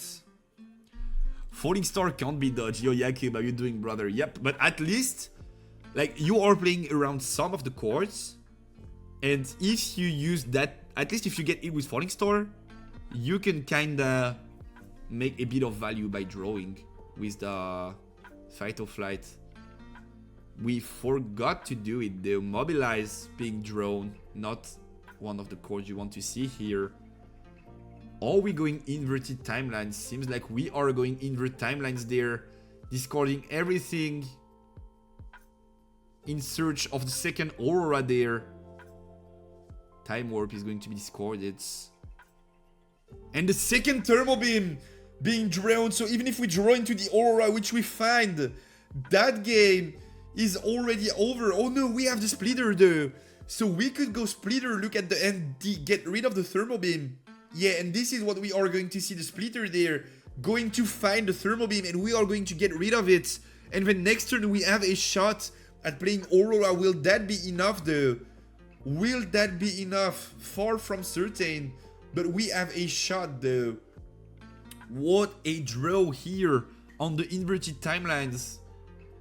And we are thinking, on Case's side. How do you want to close that game? Do you want to commit into that Sigil? Feels like you kinda have to, because now you don't have that Thermal Beam anymore. And since they discarded the Thermal Beam through Mind Splitter, you kinda know that they found that second Aurora there. We are definitely thinking on Case's side. I guess you want to push Kesa in the Dreaming Tree, that's a given. And when you draw, and depending on what you draw, you probably think about what you want to do. Because you won't have the runes to play both Aurora and Bullet Time. So it's either Aurora and nothing else, or not Aurora, and I guess you're fine with both. Yup. I think this is the first play that you have to consider. Going to 6 points, you get the 2 Dariuses. Now it's like, it's a given. The play is like Darius in base, pass, and then next turn we have access to double Darius plus Fox plus Cleave, and this is GG. So this is a setup Darius there. Yup, recycling that red rune, dropping the Darius in base, and you'll just pass. You don't want to commit more. Oh, we are dropping the Poro? Okay. I mean, yeah, makes sense. It's more might. You give them the intel that you don't have a rune open, but also you generate more might. So I'm down. I'm down. I don't hate that play. Then we have the Fight or Flight. Mind Splitter is going to come, knocking that case down, scoring the 5th point on MF's side, and then it's Aurora and a Dream. Aurora eating the boards. We are most likely paying a power to hide that Fight or Flight too in that Dreaming Tree battlefield. And then we are passing, and Aurora is going to start digging into the deck, and we find the Dead Bloom off the top. We have to stack Dead Bloom in there, don't we? Yup, we have to stack Dead Bloom in there. And then we have Big BF. Is it enough though? We are completely tapped in Fight or Flight range. So they have to outmight 15 might with one of their units going back to base. But I feel like, oh, it's even better now that they drew the Falling Star. Ain't it even better? Like they can just secure. They secure the Mind Splitter. Okay.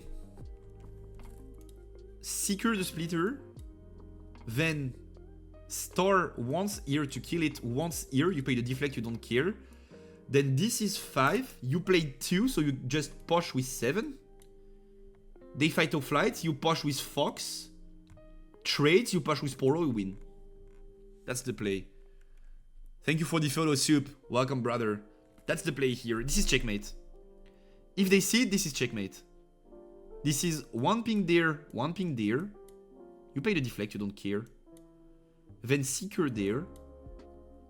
Then Darius push, they have to send it back. Then Fox push, then Poro. Game over.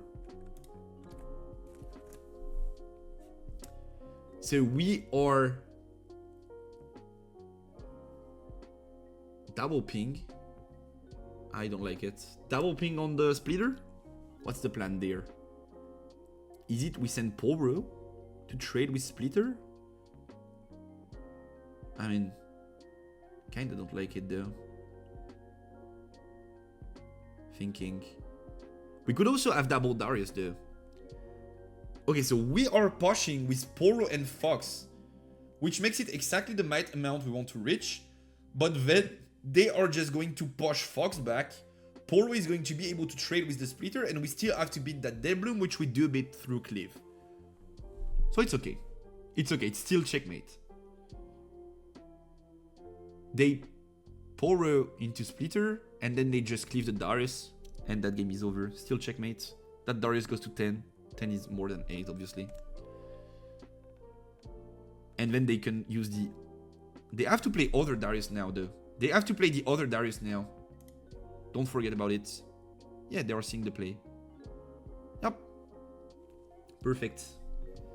Darius second chords, going to restand instantly. It's the second chord, though. You played the Falling Star. So we are cleaving over that Dead Bloom. And the Darius in base. Did we play more than 2 courts? Yeah, this is ready and this is conquering. And that game is over. GG's. Clean win. Clean dub on Case's side. And we draw the extra fox. Does not matter. Clean game on Case's side. Managing to clear... Oh, it was a top deck Aurora. Managing to clear some of the... like the first Aurora through the Thermo Beam. And then getting a lot of tempo of it. Also MF not finding the dream games, but also when you're playing MF, I guess that's kinda what you're expecting, right? Like you kinda expect that you're not going to be able to make it out of every round with the perfect run, and you have to play them like low-end games in a way. And unfortunately, this one was not enough to take down the Kaisa that played fairly well, to be fair. Alright, so we are jumping into a Kaisa mirror. Let me just show the item codes. So we have the intel on what we're seeing now. Great, perfect, here we go. So Kaisa into Kaisa for that top 4. Surprising, right? I still do think Kaisa is probably one of the best decks. And eye-rolling Ahri could stop it for sure. And he might have a decent matchup for sure. But like, a well-played Kaisa is definitely one of the strong contenders of the formats. We find Ravenbloom Cleave and Double Ray on the bottom, so pretty good opener. On the opposite side, we have that Retreat, Falling Star, and Awful, and we are mulliganing 2 away for a turn 1, which we do find in Ravenbloom. So we have pretty strong ends on both sides. I would tend to favor the top players' ends. We don't have the names also, they are player and player, so I'll have to say top player, bottom player.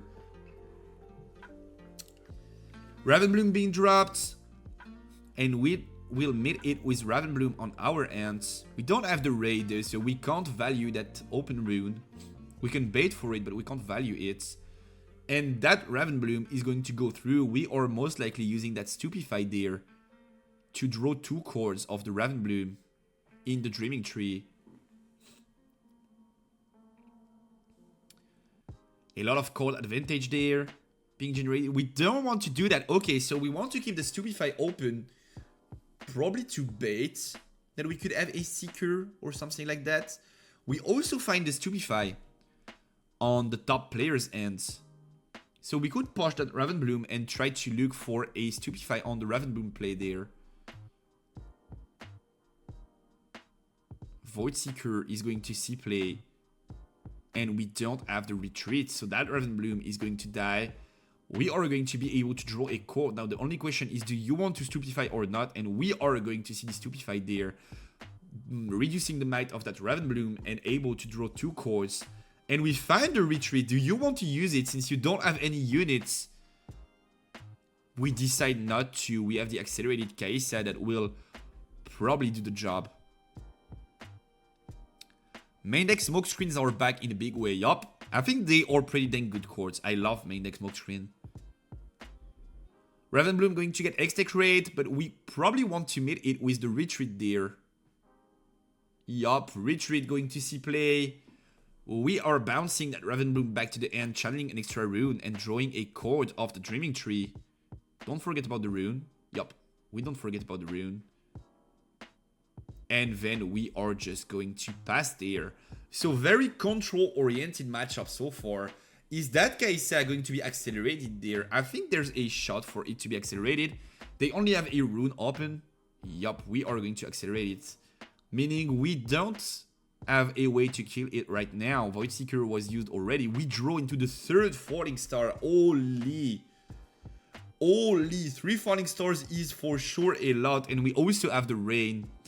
A bit too much on the spell end. And a bit too few on the unit side. We have the retreat for the Kaisa though. In that Dreaming Tree, able to draw an extra card. So don't hate it. Don't hate it. I could see a way we want to value that retreat and that Kaisa, and we're fine with having only that as a unit. Timer is not running. It's not on my end. I'm not the one storing the timer. So I guess either they don't store it, or they decided that top 4 was timeless. Potentially. Potentially they just decided that top 4 was timeless. Poro is going to see play. We are also going to be dropping the Darius there to come contest that Kaisa right away. But we are going to see a retreat being dropped to protect it there. Darius is going to be able to score. And most likely getting traded with one of them falling stars on the next turn. Top 4s are timeless. I do believe they are. I should hide the timer though, I guess. It's not this. Timer, clock, this. And then I just go up a bit so you guys can see the cards being played. I guess that way works. So Darius seeing play once again, conquering that Dreaming Tree, going to be met with that Falling Star for sure. And maybe we want to accelerate that Kai'Sa to the leftmost Dreaming Tree. Or we could go Kai'Sa Cleave, but I guess we have so many spells, we kinda want to value them. So we have to start using them. Rain is too much there. And if you go Falling Star and they go Retreat on the Darius, you have the opportunity to cancel the Falling Star hitting the Poro. So you don't have to pay all of the extra deflect. Because this generates extra deflects, so you can refuse playing the cards. So let's see. What do we decide here?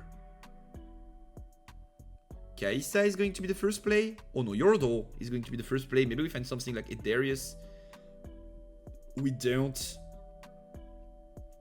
So now we can't accelerate the Kai'Sa, but we definitely can use the Falling Star and drop the Sentry, and I guess it's a fair play there.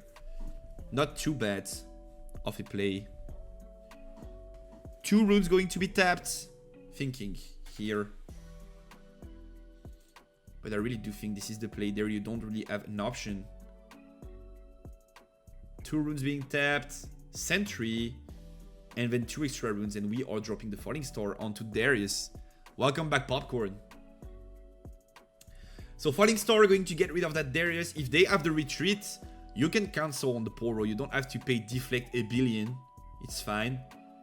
But they don't have the retreat. So Darius is going to die. Yeah, this is top 4. This is just getting started, don't worry. And then we are going to have finals too. So don't worry about that. Kai'Sa.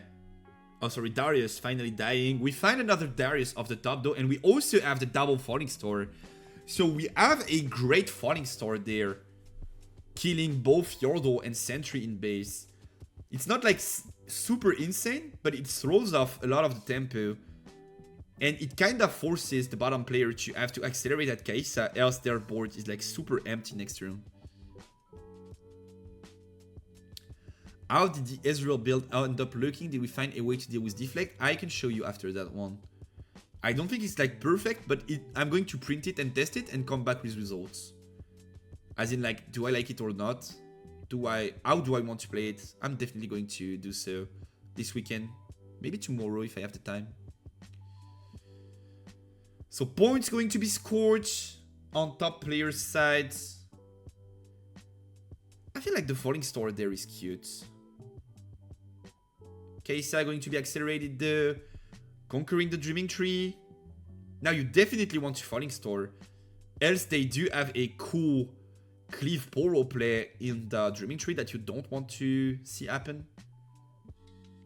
So we are using the Falling Star, getting rid of the base here.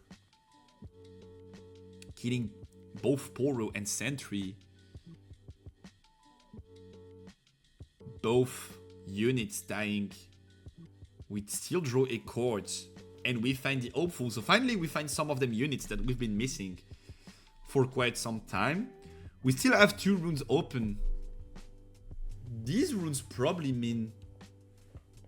Like, you could keep the Ray to... Like, if Kai'Sa gets accelerated, you could Ray and then it trades into Poro. Or if they go like Kai'Sa Cliff, you could also Ray. So this is accelerated Kai'Sa. And then Ray is super effective there. Do they want to cleave? They do want to cleave. So you are using that Ray as an answer to still make it a fair trade. But if they want to, and I think that's what we are going to see, they can use double Ray on their end to get rid of your Kai'Sa. And there ain't much you can do. Yup, Ray going to see play there. We forgot the draw of the Dreaming Tree though. Huh. Oh no, we did draw now. Stupefy being drawn. Not so bad here, because now we only have to use one Ray. We can use Ray on the Kaisa, then Stupefy, then it dies. Yup, Stupefy going to be used on the Kaisa. And we don't have an answer, so this is all going to go through. Like, that Stupefy is a super good top deck. How do you write runes and base in French? What the fuck? What do you mean, bro? Like, this is literally how you wrote it. Runes is rune, so exactly how you wrote it. And base is base, exactly as you wrote it. You have the correct spelling, brother. Runes and base is rune and base. So, not so different, right? That's why I'm confused. Oh, we don't pronounce it the same way, but we do write it the same way. It's just a matter of, like, language, I guess. But it's the same writing.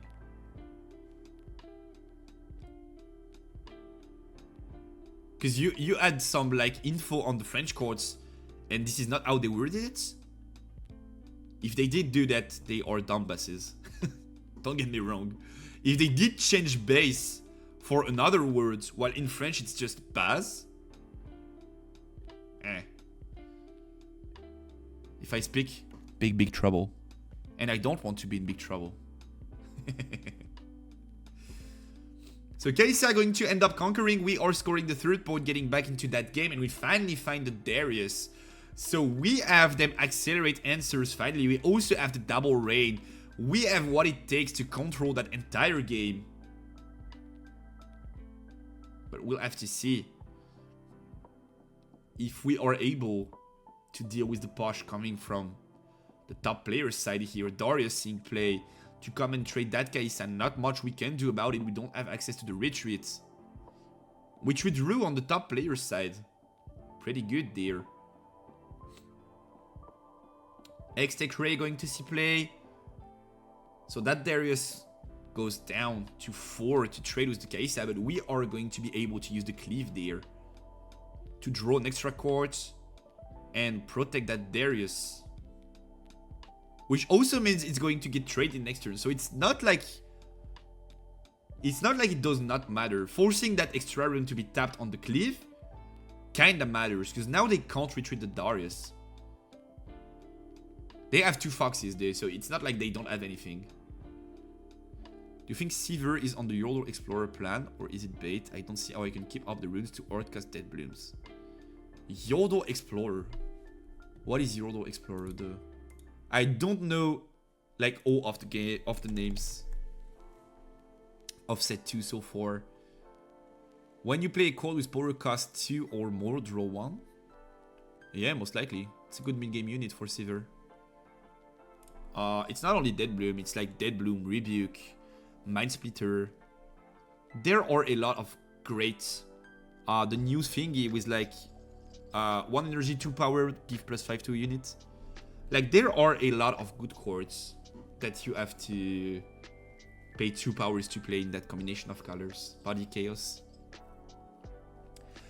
Darius going to trade with Darius as expected. Fox going to drop to try and find a play there. Fox being accelerated. And Ursig, yeah, and Ursig potentially. Want to see my build? Is it the one you shared in Discord? I could go and take a look at it when I have the time to do so. Right now, we're casting the game, but later on maybe I could try to take a look at it. Yordle seeing play, we find the Darius off the top. What a rip. This is a super good card to draw in that spot. How do you say rune deck and trash in French? Rune deck will either stay rune deck or become something like deck de rune, which is basically deck of runes if you want a literal translation. And trash is a good question. Probably Defos, like this. Most likely, but not certain. I shared it before. Yeah, I did not have the time to look at it because I was working today, but You get me. Stupefy Seeing play to draw through 2 extra cards here. Or no, just to debuff that Hopeful. So that we have a good Falling Star on both Yordle and Hopeful there, clearing a bit of the base that was established on the bottom of the screen. And then we still have the Sentry standing, but it's not enough to deal with the Watcher. And then we can establish something like Sentry and pass. We still have the Ray, we still have the Retreat that can be combined with the Fox. We decide to retreat the Fox though. I don't like it. Because I think what scares Fox now is Ikistin Rain. So you are going to retreat Fox anyway, so might as well have it in the battlefield, right? I mean, it loses to Darius Cliff, but anyway, this is retreat material. So might as well draw the cards. Do you want to retreat it now though? Now that it's in base, or do you want to keep the retreat for the Fox that you have in hand? Maybe you want to keep that retreat for the Fox that you have in hand. I guess that's what you want to do, right? Thinking here, we are going to see retreat drop. I think I don't like that bringing back to base thingy. I think I would have rather preferred keeping it in the Dreaming Tree, because like, if they are finding it with the Darius Cliff play, we can still retreat it and make an extra draw out of it. Could Sentry like Cimetière, but it might too close from MTG. Yeah, in Yu-Gi-Oh! It's Cimetière too. But I do believe that since Trash is literally Defos in One Piece, I think it's going to be the same in... Because they have the exact same name in English, so why wouldn't they have the exact same name in French? We are going to see a Fox Hopeful play, developing base, but then this is going to be met with another Rain, the second one. And this is problems. That value that we lost on retreat is not good. This is not good. Now we can push with both units in them battlefields. Fox is going to be able to overtake one of them, but then Fox is getting traded with Darius next turn, and we don't have a unit anymore. I think we messed up on that retreat play here. We definitely had to play that retreat in the Dreaming Tree. Maybe that extra code was the difference, right? I mean, we could see at the end. What's the top deck though? Retreat, low. I guess it's fine then, if we have the retreat. But we would have had one retreat there, which literally changes everything, because you can bring back the Fox again and still have 2 Foxes to play. So like that makes a huge difference there.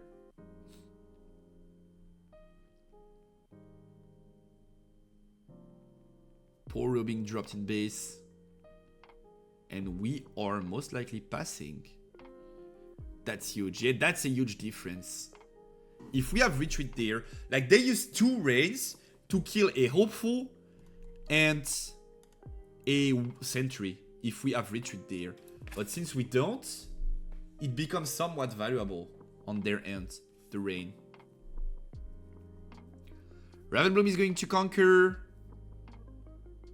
in the Dreaming Tree, being met with X-Tech Ray there. So no way Ravenbloom conquers, and then we are just going to pass there. With the Poro in base and the Sentry at a battlefield, we have to play... So it's our 3rd Fox, but technically it's the 2nd one that we play because we retreated once before. Fox gets to the battlefield, then they have the Darius to force the trade, but we have the retreat to prevent that. Do we want to use the Falling Star there? I guess we want to, even if we have to play the Deflect from the Poro. I guess we have to, because we want to protect that Fox. We decide not to though. Okay, interesting. And they have the smoke screen to go with the Darius. So 100% guaranteed that that Fox is going to have to be retreated now. Darius was just a trade. It was 7 in 7. Since you don't have a unit, you have to go retreat, but you could consider it theoretically. But with the smoke screen, we are never seeing that Fox stay on board. So smoke screen going to be used. Then Darius is going to be summoned, recycling a red rune and fighting into that fox. And we are going to see the retreat drop there. But we are not in like a particularly good spot though.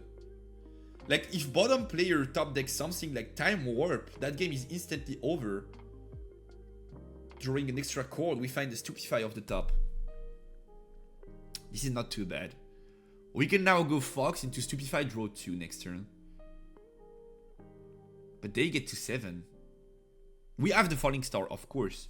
So we can go Fox plus Falling Star to prevent them from winning that game on the spot. But if they find something like Time Warp though, it's not so good. Retreat, not retreat. We pass. But now we have Fox trading into Darius, then Falling Star onto both units. And Stupefy on Fox to draw a card. And that leaves us with 1 rune open. Does not have much impact. Do we have a third retreat in the deck? I think we do have a third one. No, we used all 3 of them. Okay. So we can't find a retreat off the top from the Stupefy. We are going to tap 8 runes once again. 1 more. Yup. Going to be recycled away. Fox is going to be accelerated. Trading with that Darius. Then we are seeing the Falling Star hit the board. And we are sinking on the top player side. This is a pretty tough game 1. Like, this is a cool game 1. They are, like, cool back and forth. They are going at each other. Trading the boards. Fox drawing into Ravenbloom there. Not too bad. I mean, I don't hate the Falling Star into Ravenbloom in base. So we set up for the cleave next turn. But also I kinda want to Stupefy there. And we have to Falling Star. Else we lose the game on the spot. So I guess we have to go Falling Star. And then it's either you Stupefy or you Ravenbloom. I think developing Ravenbloom is not too bad. Because now you have the Ravenbloom and the cleave next turn.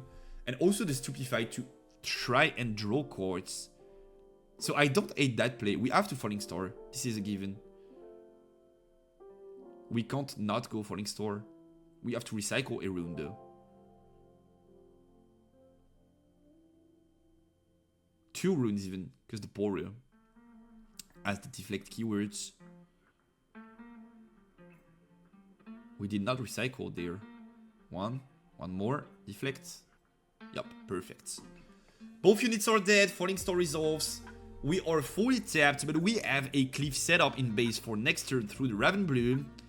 We finally draw the retreat. But we have to get rid of that Fox, and we don't have a way to do so except by going Kaisa Cleave and praying that we draw something like a Stupefy off the top on that Cleave. They are completely tapped though. I mean, with them runes, can you do something else? You can go accelerated Kaisa in that battlefield though. But then, I mean, yeah, you can do that. Maybe you find an option. Then retreat clear. No, you are missing a rune to do that. So you have to go with Kaisa in that Fox now. Use the cleave. Pray to draw something like a Stupefy. Darius is not so bad. Because now they have to be able to clear Darius next turn. Which they can do, but we don't know about it. So this is going to be Kaisa taking the trade. We are on a 7-in-7 might scenario. And that Ravenbloom setup in base could have made us won the game if it was a Stupefy open. But the safer play was to go Ravenbloom there. I don't hate it.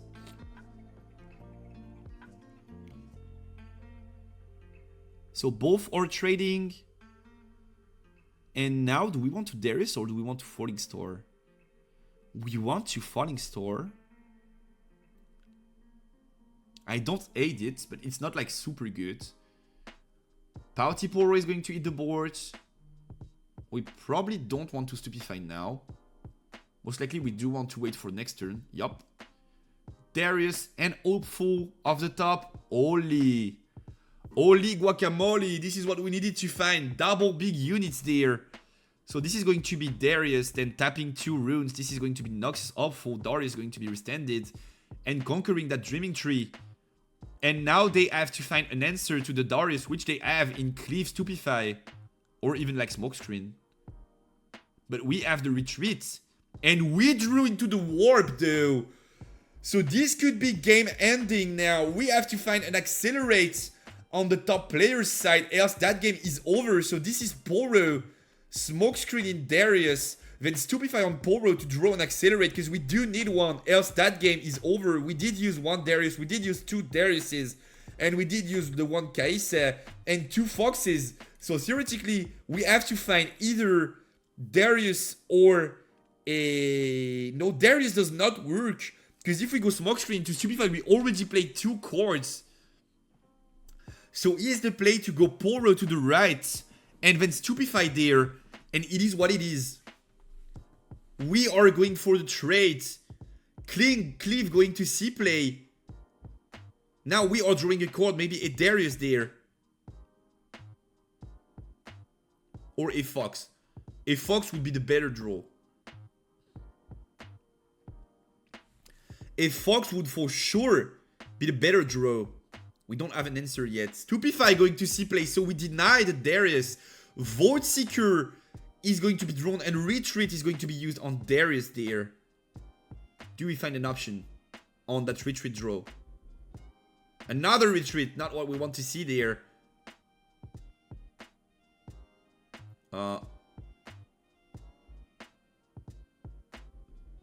This is an action though, not a reaction. You can't swing at the Darius in response to the Retreat though. Like, oh, they did not use Retreat? Oh, it's on the pile. It's on the pile still, yup. So Darius goes back to end. Poro is going to be able to conquer and draw a card. And we also need to draw one of the Cleave though. We drew off the Stupefy, but not of the Cleave. So we draw. And now we need to draw another one. What is it? It's Sentry. Okay, does not change anything. I mean, it does change something. Technically, you could play Sentry in there and use Execrate to blast it to draw an extra cards. But I think that game is over because now we are just going to push. I mean, 1, 2. It's not over yet. Because then we are going Hopeful in the battlefield. Dreaming Tree is once. Yup, but we did not draw off the Cleave. We drew off the Stupefy that got used on Darius, but we did not draw off the Cleave on the Poro, I believe. I'm almost certain. So we have the Hopeful that's now going to be able to conquer, but they do have the Void Seeker. They did? Okay, they did. Then I missed it. My bad, I guess. He drew Void Seeker. Didn't he draw Void Seeker of the Stupefy? And no cards of the Cleave? Or did he draw Ray of the Cleave and I missed it? Maybe. Hopeful from the tree. Okay, makes sense. So Void Seeker is going to C-play. Beating over that Hopeful. We are going to be able to draw a card and that is the Sentry. And then what's the top card? Oh! It's the Watcher! That game is not over, ladies and gentlemen, because now we can play the Darius, we can trade over the Poro, but Watcher coming in strong. What a roller coaster. What a roller coaster there. Darius restanding to come and trade over that Poro. So Poro is now dead, and that Darius is 7 miles, so there's no way we get an even trade aside except if we use like Ray plus Smokescreen. Do we decide to do that? Because then that Poro is going to get Void Seekered. We see that play happening. So Smokescreen going to reduce Darius' might to 3. And then Extec Ray going to come and kill it. But we have the Seeker to kill the Poro. Making sure that they don't get the point from holding. And then we have to draw into an answer to the Helpful, else that game is over. Because now Darius is dead. They can secure the Poro, but they have Fox top deck. So we are going to have to pay 1 of the deflect cost. And now we need to draw Seeker. We need to draw exactly Seeker. And we don't. I mean, was there even a Seeker left in the deck? Maybe there was. We only drew once. We most likely are playing 2 or 3. Because now Hopeful is going to conquer drawing a card, and then we are going to play Fox. And we are just going to close that game 1. And that's GG's. What a roller coaster on game 1. And the top player taking it all after a fierce battle. What a game 1 we saw. Not game through Seeker? What do you mean not game through Seeker? They could stop game, but we knew that Fox was the top deck. Because we watched it. They did not know it, but we did know it. And yeah, that was a pretty sick game 1 of a Kai'Sa mirror. To all those who say they hate Kai'Sa mirrors because these are not exciting, that was a game 1 of them game 1s.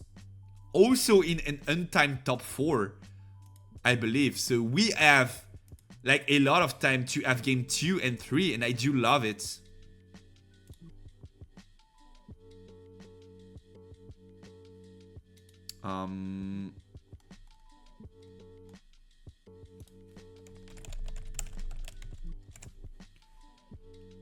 They say I'm supposed to see table 1, but I still don't. For some reason. Whatever, I guess. We have a game 2 to watch, and what a game 1 was, chat. What a game 1 was. He could Seeker the Hopeful if he didn't have to use it on Poro. Yeah, but if he does not use it on Poro, he loses the game on the spot. So he had to go for that Seeker play.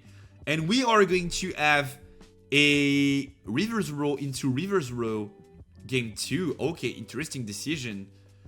So one of them players is most likely not running Targon's pick. Because if they are on Targon's pick, then you have to play Targon's pick going first in that matchup. So most likely one of the two is not running Targon's pick there. Time War being drawn in the early game. What a bad card to draw there. Why are we recycling the runes? Okay, cool. So, bottom player going first. We are going to see a Ravenbloom hit the board. Same thing on the top side of the screen. Ravenbloom going to hit that board as well. And we have a good trait of Stupefies. But the opponent also has the Stupefy there. That being said, we have access to the Ray to deal with that Ravenbloom. And that's what we are going to see now. Do we want to retreat it? Most likely we do want to. Yup, we are seeing the retreat hit the board. So we can just develop the Ravenbloom once again. In base and pass. Taking it slow just as we did in game 1. And top player is going to have to send a Ravenbloom to. But is not going to be met with the Ray. Because his opponent does not have access to it yet. Damaging spells are super important into these Kai'Sa mirrors, especially when we have the reverse row in play. Because if you don't access them damage spells, then you don't have a way to deal with units. They are just going to infinitely go back to base and then come back swing at yours. So you have to have access to damaging spells. Cards like Falling Stars, like Seekers, are super important in them reverse row games. Kai'Sa going to be developed. Do we want to accelerate it is the question. I think we want to, right? Yup, Kai'Sa going to be accelerated in that reverse row. Drawing into the cleave. And then if he comes swinging at it, you just have the ability to use reverse row to send it back to base. So Singularity is going to be played here to deal with the Kai'Sa and the Ravenbloom. Getting rid of the board. Once again, them damaging spells are super important in that matchup. And we are going to be able to conquer with the Ravenbloom. Because opponent is full tapped. Now he's on 6 runes. He's going to be able to go X-Tech Ray. And then Darius Resistance to push one of the battlefields again. So we have a cool play there once again on top player's side. Ray killing that Ravenbloom. Then Darius being dropped in base most likely. And we are thinking a lot. Because we have that Stupefy. Do we want to draw a card? Yes, we do. considering that the end is not good enough, we are dropping the Stupefy there to draw an extra card. And then Darius is most likely going to hit the board and conquer one of them. Reverse row, scoring the 3rd point for the top case. 3rd point scored, but 8 runes open on bottom player's side. The problem is that Fox is not super good into row, because like they can just retreat everything and your Fox, like your Fox is kind of negated.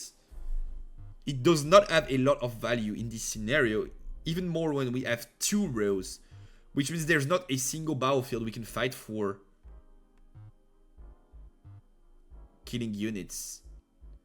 5 runes are going to be tapped, Kaisa is going to be developed, we are going to be drawing a card of the Conquer there, and the card we draw is Hopeful, so we want to play Hopeful there and just pass developing the board. Next turn we have a Sentry Hopeful play if we want to. We also could have a Fox play if we want to, but most likely you want to combine the Fox play with spells there, like Falling Star, so you are able to kill the Dariuses, you are able to kill the Cases on the spot. We have access to Stupefy though, so we could consider something like Stupefy on the Kaisa, then Falling Star. But I think we'd rather wait to be able to play both the Fox and the Falling Star.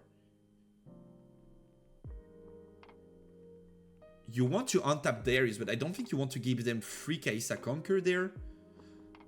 Or you do this, and then you blast away the Kaisa through Stupefy Star. Then I could see it. Is this the play we want to go for? It could also be just like Hopeful for 4. Okay, we go for the Stup. So we most likely go for the Star too.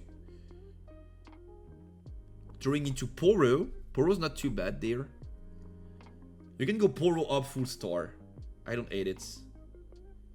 Kaisa going to be retreated back to base, scoring an extra point on Darius' side. Then this is Star and Poro, and it's good. It's like good enough. Of course they can rain, but you have Fox, so I guess it's fine. Yeah, you have to go Star, kill that Kaisa, and whatever trigger on that, like Hopeful, we don't care. It's not dying. And then we have to be developing Poro there, I believe. Like, baiting is good, but probably developing Poro is better. Let's see. We decide to bait. Okay.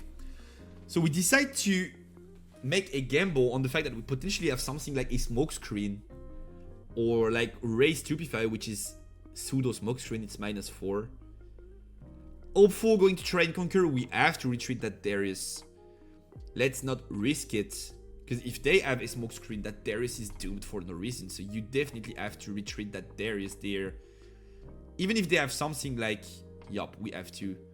Something like even Ray, and they have a trade with the Hopeful, they are pretty fine with that.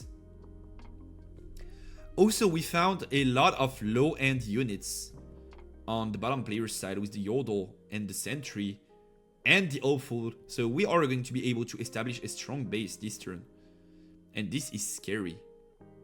And now we just like drop that Sentry, want to make it alive. Oh, we decide not to. Okay, interesting. So we want to play around the potential smokescreen Ray on Darius. But then if they have something like Cleave, it's not so good, right? Thank you for the follow, Yellow.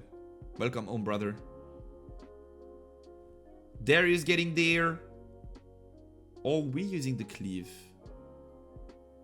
It's greedy not to drop the Poro, because now we don't have a way to resend Darius during that trade and get the 2 extra might. So we are getting traded by that smokescreen no matter what. It's greedy not to drop the Poro. It's super greedy. If you drop Poro, that's different, because then like you can go Cleave, your Darius is 10, even if they have smokescreen, you beat it. And smokescreen going to see play there. So that Darius is going down to 1 might, and then Cleave is going to see play, potentially making it a 4-4 trade. But this is still a losing play on the top player's side. We have the Fox though. Darius is just straight up dying there. And then we are going for the Fox, most likely. Or we go Poro then cleave on the Hopeful, but it's not good. Yeah. Hopeful is just going to conquer the bottom battlefields. Or the leftmost battlefield anyway. You want to phrase it. Notwithstanding, Darius was strange. Yeah, it was a misplay, definitely, to not drop that Poro. And having access to the 3+2 on the cliff, potentially. They could have got rid of it through like Smokescreen and Ray, and then it was a trade. But at least you forced the Ray. Fox going to see play there. Hopeful going to be retreated.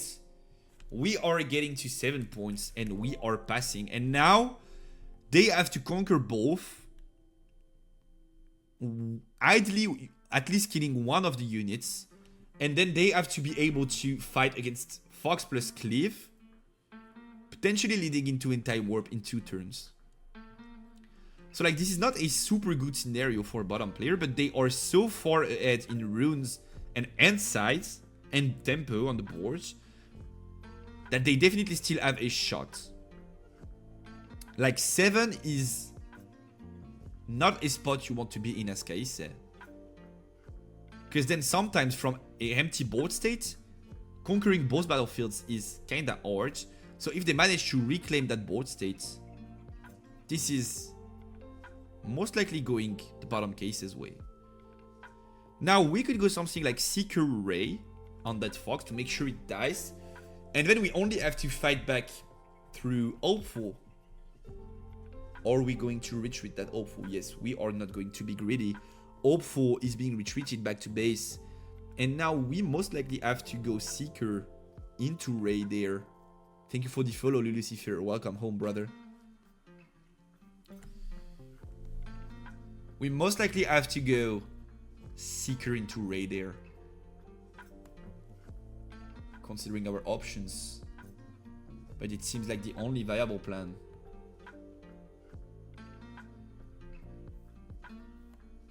We go Fox in the battlefield though.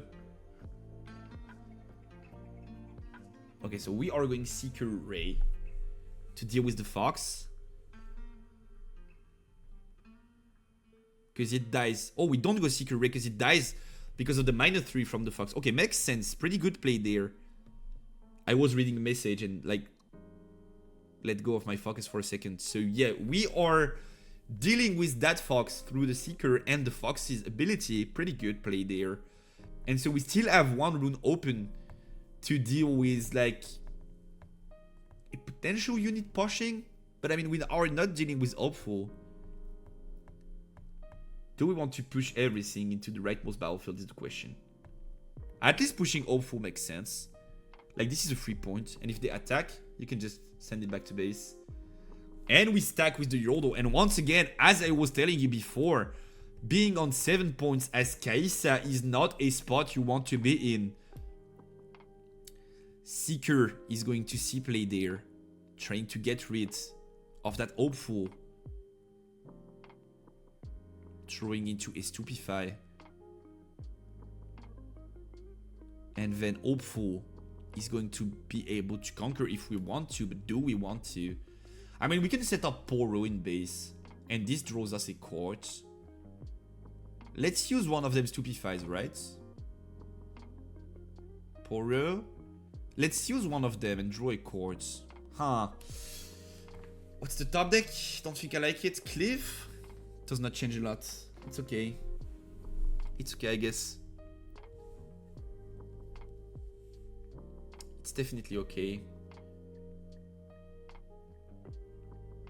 Then we are going to be tapping 10 to go Time Warp, I believe. Yep. Time Warp is the plan, scoring the extra points. And now we can untap everything in the battlefields. And just contest that Hopeful. The thing is, next turn, they also enable Time Warp. So if they manage to find a push, any kind of push would win them the game. But they are so far behind on runes that they never got the opportunity to use Time Warp so far. And if they have to use them Cleaves and them Stupefies to make that push happen, they can't activate Time Warp then. So it's definitely not an easy one. We are thinking, but if we pass there, we have an extra turn. And then we have the ability to draw a card, rechannel 2 runes, and trade with that Hopeful. So that game is not over, ladies and gentlemen. He's not trolling, he's just considering his options there. And there are a lot of them. We are going to be passing, I believe, there.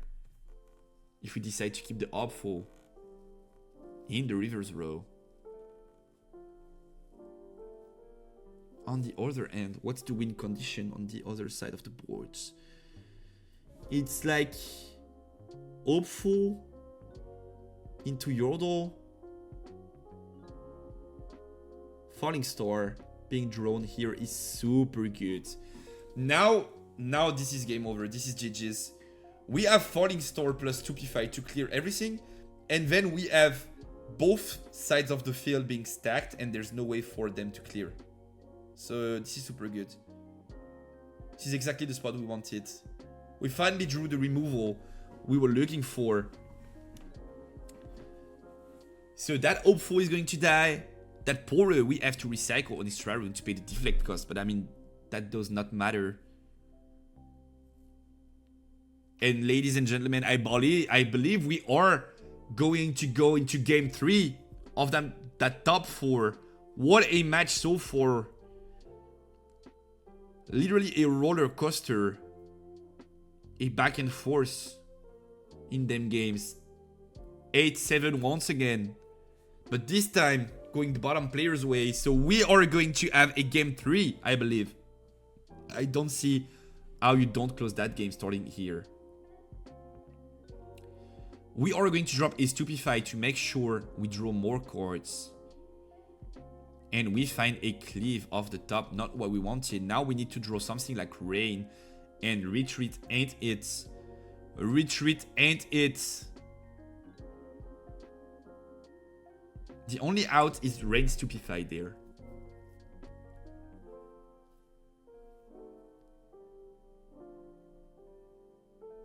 You Stupefy, it's not Rain. I mean, no, you can't. If you have to play Poro, you can't. And that's GG's. We are getting tied at 1-1, and we are going to have a game 3 in them semifinals. What a game that was. What a game these were, actually, because game 1 was also pretty sick. And we are getting into game 3 of this top 4 match. Let me just eat something, because I'm getting like super angry. Hungry, not angry. I mean, I'm angry too, what the fuck? No, just hungry, just kidding.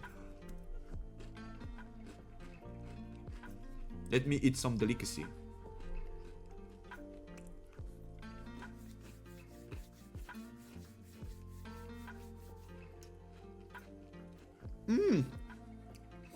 Okay.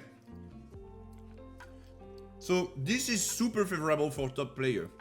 We have the Arena's Greatest going first, and we can push into Targon. I think this was definitely a misplay on the bottom player's side to not go Targons going first there and going Reverse Row instead, because now they give Targon to their opponent that is going first, and that's a big problem. They can develop a lot, like a whole lot, and still have runes standing. This is a big problem. I think this is some kind of a misplay there, game plan wise.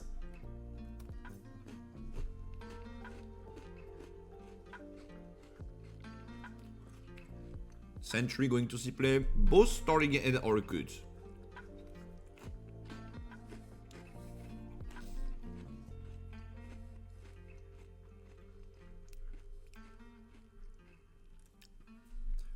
The bottom end is a bit slower, but it's far from unplayable. And the top end is a bit more aggressive, but also will have to stabilize and find drawing options in the mid game if they want to not fall off too hard. So both have different win conditions so far.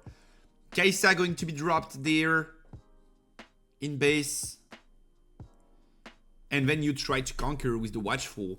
And if you manage to do so, you have access to 2 open runes, which if you have Retreat, Falling Star becomes instantly super bad. So this kind of prevents your opponent from going Falling Star, which we just drew off the top. Because if we have the Retreat and they use Double Star on Kai'Sa and we Retreat, this is already a super tough spot for them.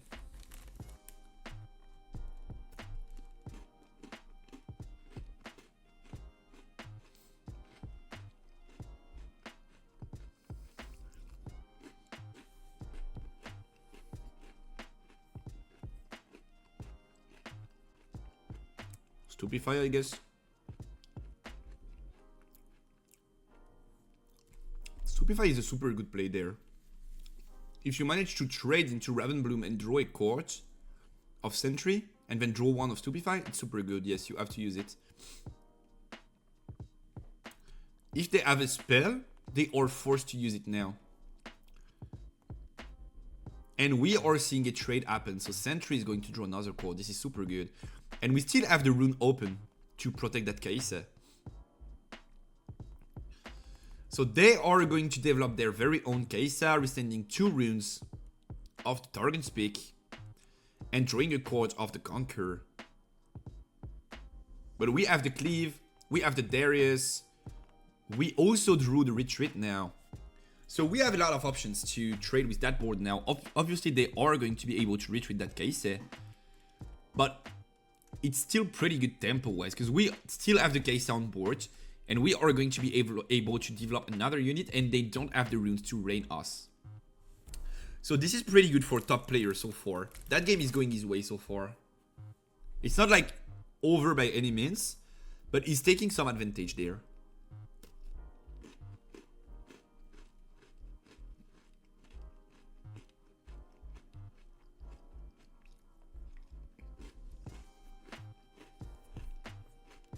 The Cleave and the Retreat going to see play.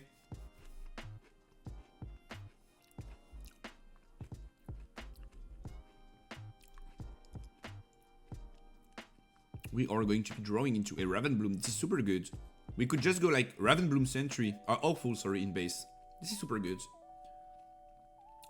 Maybe you even want to go Sentry Hopeful there to enable the Sentry. We are going to see a Darius drop though, activated by the second chord in the turn, and then we are trying to conquer that Arena's Greatest, which is going to go through. So we are now on 4 points, trying to put some rhythm. Once again, we said it at the very beginning of the game when we saw the opening ends, that top end is very aggressive and wants to go super fast, especially because we are going first in the Arena's Greatest. On the other side of the board, we have more of a control-ish end. Even though we drew into the Darius since then, we still have somewhat of a control-ish end, and we have to slow that game down to try and find some win conditions. Thank you for the follow, Vest. Welcome, brother. 4 runes going to be tapped. We are thinking there, this tournament is Conquest rules, like changing decks. Nope, nope, nope. This is just best of 3. This is just classic best of 3. You play the same deck for the 3 games. This is sudden death though. This is like, you lose, you out, not Swiss rounds. And you have to win it all to win the tourney. Because this is a weekday, so like some people are working there.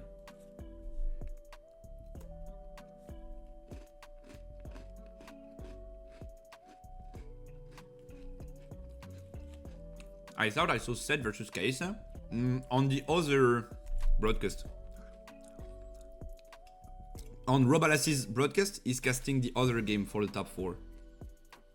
But I'm casting, like there are 2 broadcasts, basically, one in French, one in English. Yup, that is why, exactly. You mean elimination? Yes, sudden death, sudden elimination, whatever. Thank you for the photo, I think, by the way. Welcome on, brother. Kai'Sa and Darius going to be retreated. We are on 6 points, so now what we need to do is establish a strong base. But we also need to be wary about not committing into the rain too much, which we are doing now.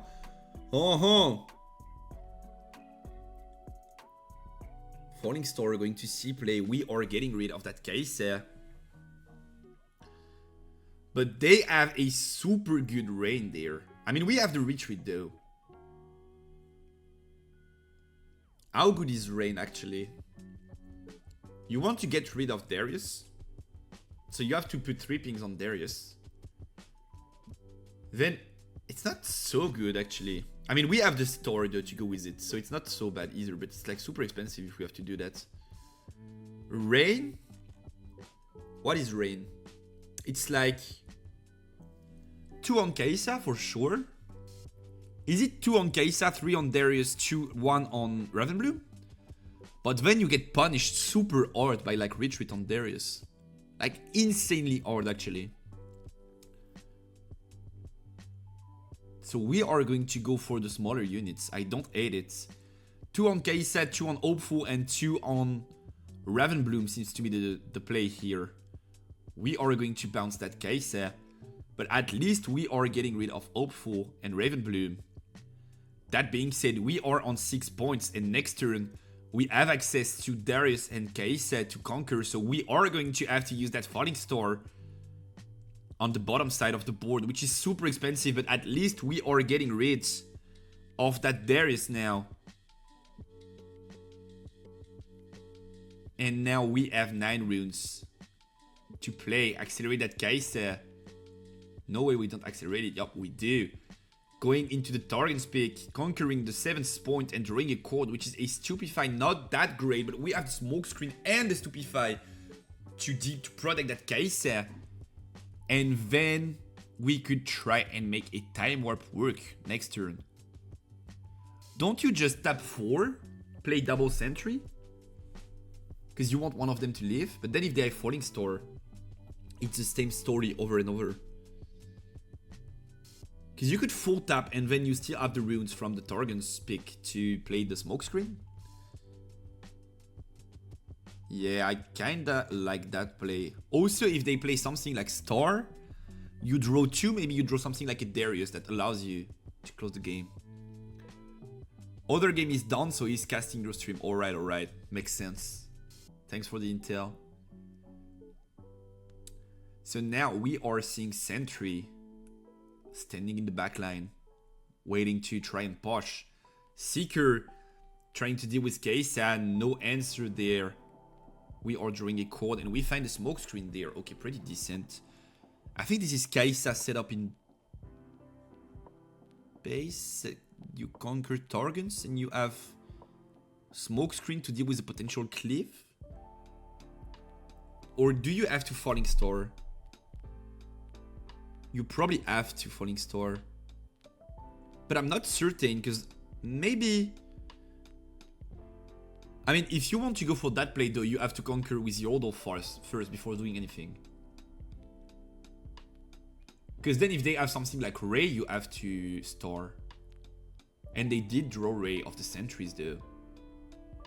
Yeah, you had to conquer before anything. You definitely had to conquer before anything. Huh. And now the Yordle is dead. And the field is empty. But we are not able to find a unit. So we can't use the Stupefies there. We will just have to pass. OMG. OMG. Another roller coaster. Do we want to use the warp? I feel like we don't. I feel like we have to keep the warp to end that game. Yo, Sailor, thank you for the raid, brother. Much love. Thank you so much for the support. Hope you're doing great. Thank you so much for the support. So we are going to pass now.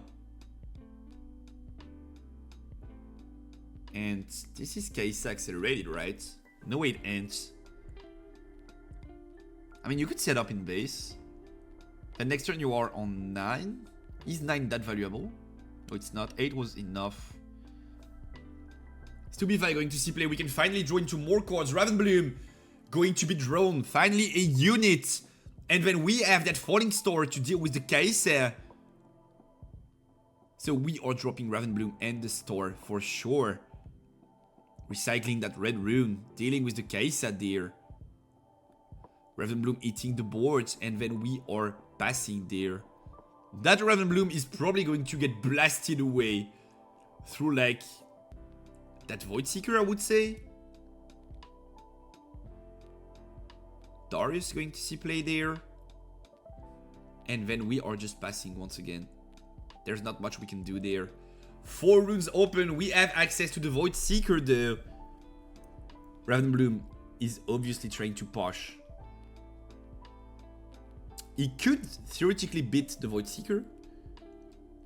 Using like Falling Star and Stupefy and Smokescreen, but it's super expensive. I guess you just want to Falling Star that Darius. Maybe Stupefy to play around Ray. I could see that. And then we just push with Ravenbloom and we pray they don't have the Seeker. But they do have it. Kai'Sa going to be tapped. Seeker going to see play. Ravenbloom is dying. We have to use that Stupefy to find a unit now once again. Even though it's not useful now. We have to find a unit. What a banger of a game once again. All 3 games from this player have been pure bangers. Back and forth, traits, control.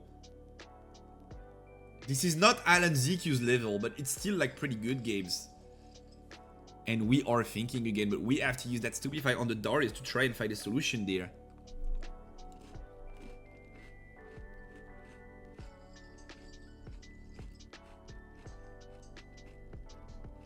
Stupefy seeing play. Retreat! Oh. We should have used that Stupefy in answer to the Void Seeker. We could have drawn that retreat and then retreated that Ravenbloom back to end. Slight sequencing mistake, but could have a lot of impact on the outcome of the game. Slight sequencing mistake. If you have to use that Stupefy, you have to realize it the moment you get hit with the Void Seeker. And now, we are seeing double Darius hit the board, I believe. It's going to be hopeful now. Okay. Deciding to take it slow. We are going to be able to score a 3rd point. And then we are going to pass, restanding 2 runes to use that Smokescreen to protect that Darius from any trait. But we have the Smokescreen Ray combo to deal with the Darius there.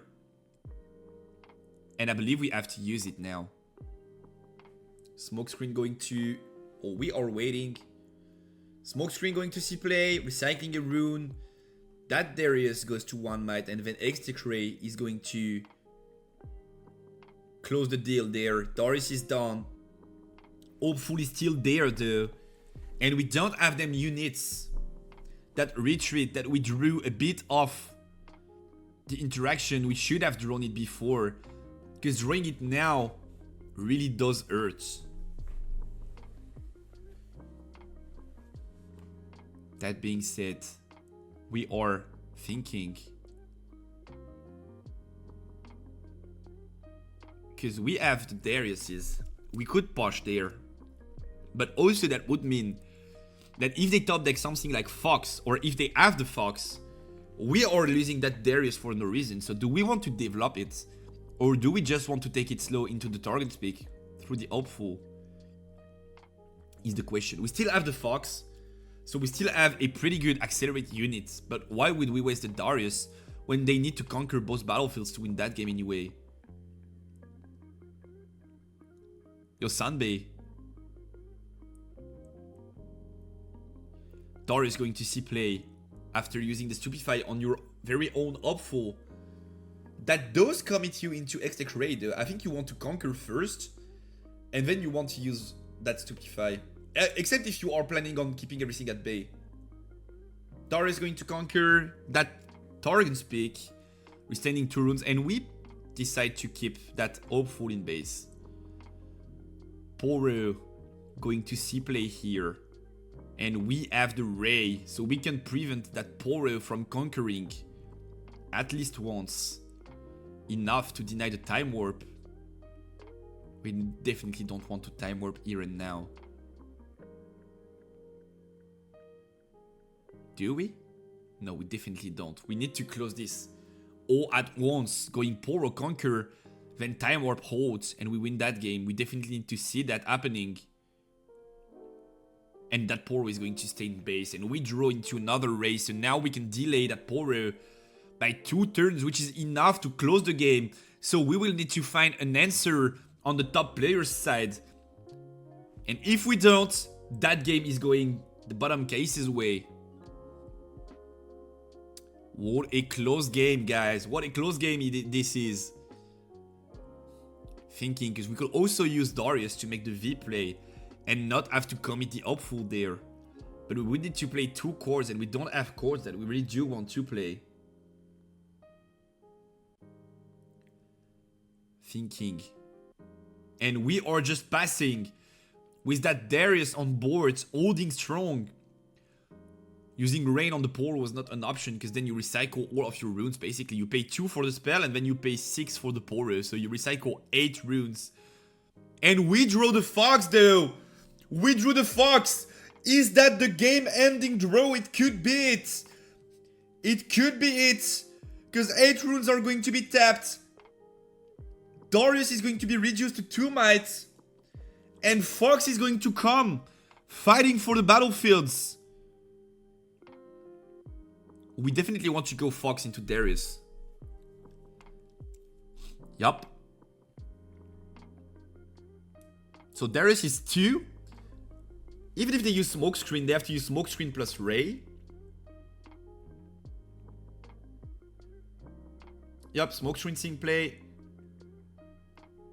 No, Ray seeing play before ends. And then we are chaining the Smokescreen on top to prevent any sort of reaction there, I believe. Smokescreen being chained. Yup. And we are definitely going to retreat that Fox to do the exact same play next turn. And now we did succeed at baiting that Darius is 2 might. That Fox is dead in theory if everything resolves. So we have to use retreat there. On the Fox. Yup. Fox comes back to end. We channel the extra rune. And we can now push with Poro over Darius. Or push to the rightmost side. Both situations are going to end up the same. We are going to be met with an X-Tech Ray there. And then if they draw into Time Warp. If they draw into Time Warp. This could be the end of it all. What's the draw? Let me take a look. It's Watcher. It's not bad though. It's not bad by any means. Like drawing Watcher there is pretty decent. Thinking on the top player's ends.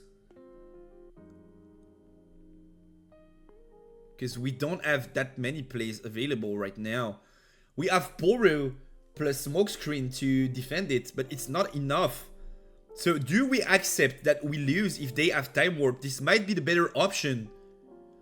Keeping the Poro in base and accepting that if they have Time Warp, we lost the game. And we decide not to. We decide to go for the Comet.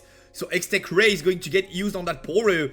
Poro is going to die. We don't have a way to protect it now. And we are going to have that last turn being Fox or nothing. Because now they get to 6 through Darius. They can push the Hopeful to get to 7. They did not draw into Time Warp. But we have to be able to clear both battlefields, which we can't. We decide to retreat Darius though. What a weird play. Why would you retreat Darius? Fox? Okay. And we pass? And we pass there. So we want to stay at 6 to not have that problem of conquering both battlefields at once. And it also means that now they have to find the out. But they have that Smokescreen though. Is it enough? It's not enough. This is probably the best play that we found there. By not getting in any battlefield, not scoring that 7th points. Because if we went Fox plus Darius plus Hopeful into the less... Because we could... No, we could not resist Darius. So if we push everything to a battlefield, what's it? It's 4 plus 2 +1, which is 7, so it trades into Fox. But if they have a smoke screen or something, they clear. So it's actually the better play here on the bottom end of the screen. This is actually the better play there. We managed to find the perfect situation, and now they have to stop us from conquering both battlefields next turn, which is not going to be an easy task, to say the least. Fox is the play. If they have something like Star, though, that game is over.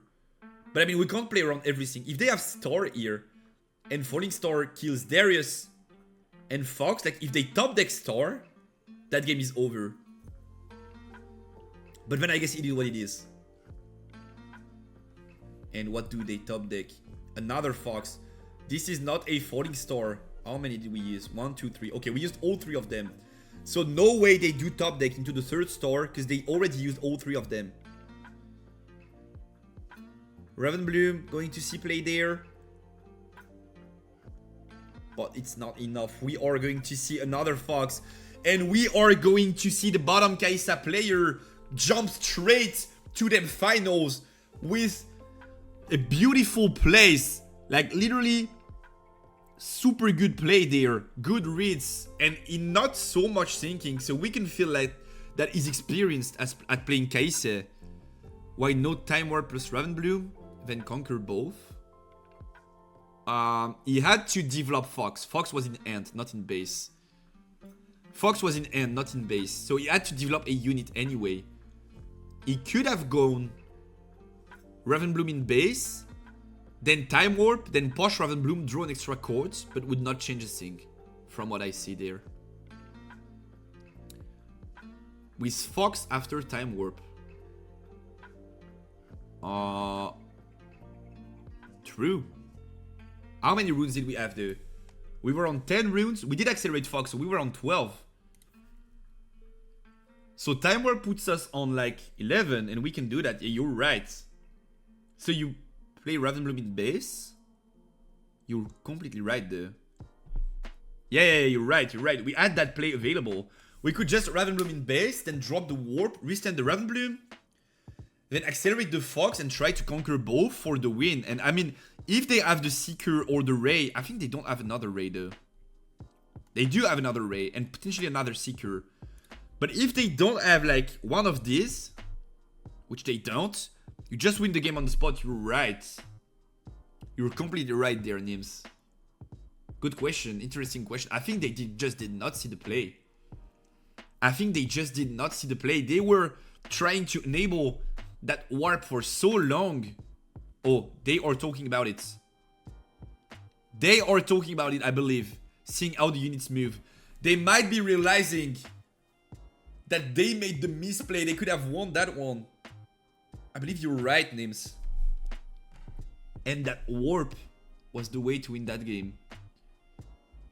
Ravenbloom in base. Warp. Because we have 12 runes. Did we have 12? Yep, we recycled 2 for Fox. So we literally needed to have 12, and we did have 12. So it's Ravenbloom into Warp, then restand Ravenbloom, then pass, have another turn, draw a card, we don't care, accelerate Fox, posh, game over. Ideally, you even want to push with the Ravenbloom before using Fox.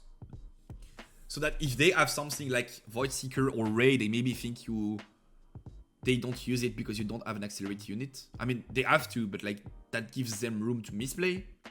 Yup, I do agree. This was the play. This was for sure the play. But we did not find it. And that will be it for that game. I'm still learning and I could Raven plus Time Warp, yes. Yup. But as I was saying, McLuggan, as I was saying, you did have a great game for someone who's learning. Like, I said this, I just said this right now in the vocal, but like, the games were not too bad, to be fair. Like, you both played well, if we are regarding like local standards and stuff. And I think like if you are still learning, you really have the potential to become a good player. Because like this was a pretty good game. Like a pretty good best of 3 overall, I'd say. There was a big mistake, but this should not like take over everything you did. And that was a great game. So Poro going to see playing base. Ravenbloom going to be developed on the opposing side. We have a Kai'Sa mirror once again in them finals. I should update the finals, by the way. I did not do it. finals. Finals, and then it's 0-0 on both sides. Okay, cool. So these are the finals. We have Kai'Sa into Kai'Sa, and the bottom end does not look so good already. We are in TOURNEY, so we are able to enable them 2 runes to not have the Kai'Sa killed in base through something like a potential falling star, which is a good thing. We are able to use the retreat though. We have the Dreaming Tree open too, so we are going to see the Stupefy eating the Ravenbloom there, drawing 2 cards. We see 2 extra Stupefys. A lot of draw power there. We are going to be able to draw the entire deck, but that's the exact same on the opposite side of the board. We have 2 Stupefys there to be able to draw a lot of cards too. And now what do we want to develop with them 4 runes that we still have open? Unfortunately, we were not able to conquer that Target's Peak, so we can't really develop the Kai'Sa, else we could get punished. We are going to decide to develop the Kai'Sa. Makes sense on yellow's side, but then if they draw into something like Falling Star, things could get shady. Good news is that they did not get the access to such a card. Kai'Sa going to see play. Ravenbloom is going to die, and we are going to be using one of the Stupefys there on Kai'Sa. Yup, Stupefy seeing play. We are drawing 2 cards of Kai'Sa. And then we are going to be setting up that base with the Upfall, maybe even the Poro. Or do we want to keep the runes open to go for a retreat and Stupefy play?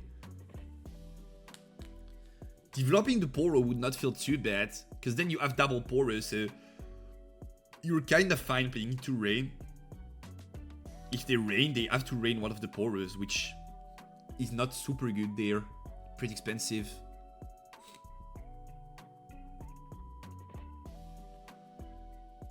So we decide to retreat the Poro and give the opposing Kai'Sa a free conquer into the Target's Peak. We are going to score that point and draw a card. We draw into the Time Warp there. And then 5 runes are going to be tapped for a Darius play. Hopeful is going to be dropped in base. Darius is going to restand, and we are going to go for a trade onto that Dreaming Tree Kai'Sa that is going to be retreated directly into the end to channel that extra rune and draw that extra cards through the Dreaming Tree. 7 runes open on Kai'Sa's, 9 runes, sorry, open on bottom Kai'Sa's side now. We are restanding 2 because of that Target's Peak, so we have a potential Darius Stupefy play to draw 2 cards in there. Or just like Stupefy on the Darius to draw 2 and then like retreat if we don't want it to die. Options there. This makes up for an appealing Rain. Okay, we are going to swing with the Hopeful. Finding the Cleave onto that Darius, but this will be met with a retreat that draws off the Dreaming Tree too. And then we are going to be able to draw one of the Cleave too. Great play so far. Hopeful conquering once again. And then what do we have here? We have 4-5 runes being tapped. Darius seeing play once again, restanding to go and trade over that Kai'Sa. And we don't have a retreat this time, so Kai'Sa is going to die to that Darius rush. We don't have a way to avoid that, except maybe playing a Stupefy over the Kai'Sa to draw a card, but that does not avoid it dying. She's gone for good, and we have to accept it. I feel like we are considering if we want to Stupefy or not. We are going to see a Stupefy there, drawing a card. And we are just going to accept that Darius is scoring that 5th point and also restanding 2 runes because of the Target's Peak. So we are now able to use Stupefy plus Retreat plus Smokescreen next turn. And we decide to drop a Sentry there and only have 3 runes open for something like a Smokescreen and a Stupefy or a Retreat. Darius going down to 0. extra might. We still have 5 might left. Big body. We have the Darius hopeful play. We also have a pretty good Watcher play there. Like, accelerating Watcher allows us to X-Tech Ray over that Darius and then push with that Watcher in the Dreaming Tree. It's not such a bad play, and also it does not commit so bad into Rain, because you still have the Darius to retake after, but you don't have the retreat though. You can bait for the retreat because you have that rune open. Also, you conquer target, so you actually have 3 runes open. But we are definitely thinking on yellow's side here. What's going to be the play? It's going to be 5 runes for another Darius play. Seems like, yup. We are seeing another Darius play there. Then do we want to go for something like Stupefy, or are we dropping an Hopeful in base? Hopeful. No, it's Ravenbloom, not Hopeful, being dropped here. Darius is going to be able to beat over Darius in the pick. But they have the smokescreen, so we have to be wary about that.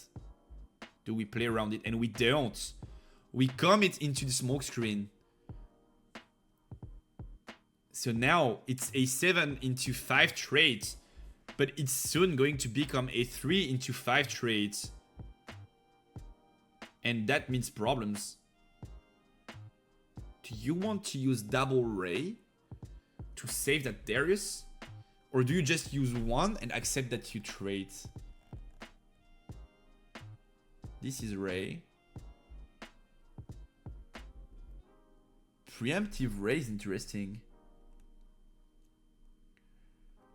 Preemptive Ray is super interesting. Smokescreen going to see play there. So we still have an opportunity for a trade, and now we have to use second Ray if we don't want our Darius to die, but then they can just retreat their very own Darius. And we lost 2 cords for almost no reason there. They did not achieve anything. I kinda think this is going the bottom case's way. He's been forcing way too many cords and taking positive trades all along so far. Thinking on yellow's side, do we want to use that second Ray? It kinda feels like we have to. Or we accept that Darius's trades. Ray going to be used there, recycling a rune, but then they just have to retreat the Darius. And he will come back for more.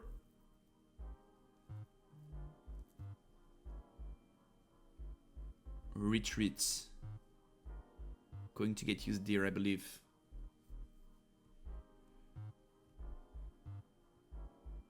We are thinking hearts. But I think like this, I feel like this retreat is the way to go. You could also stupe your hopeful, but not now, because it gives a free trade to their hopeful.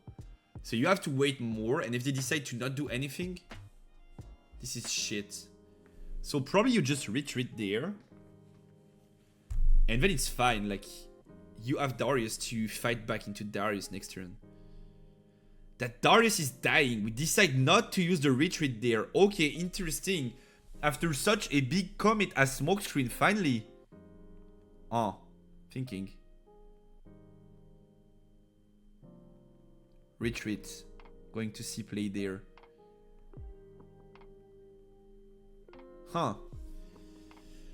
I really don't see a reason not to retreat there. That's the question.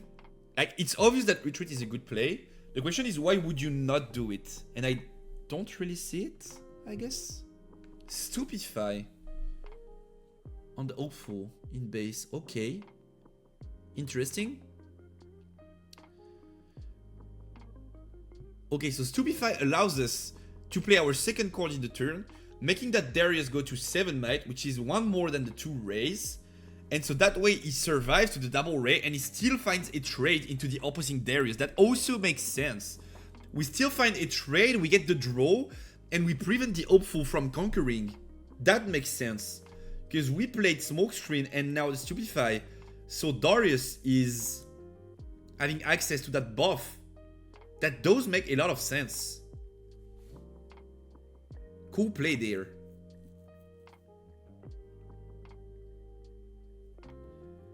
Sentry going to push in there and find the Conqueror.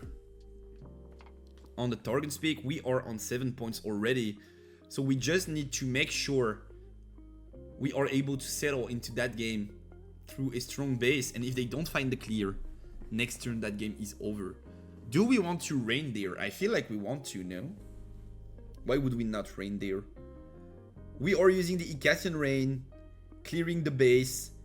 And now they have to find a way to do the same for our very own base. But if they do, they have to use rain on double Poro, which is a lot of resources, and they don't have it anyway. Maybe they can find a top deck of the Stupefy. We are seeing a Fox there, so no top deck potential. Fox is going to push into Sentry. Sentry is going to die. We are drawing an extra card there. But that does not put them in a winning spot though. Thank you for the follow, Calamity Storm. Welcome home, brother. That does not put them in a winning spot. We are going to use the retreat to not lose that Sentry, but more so to have that extra rune there. And now we just have to be able to clear that fog through the Icathian Rain. That we have the second one that we saved in Ants for that moment. Recycling 2 runes, killing that fox and pushing for both battlefields. And that will be the end of it.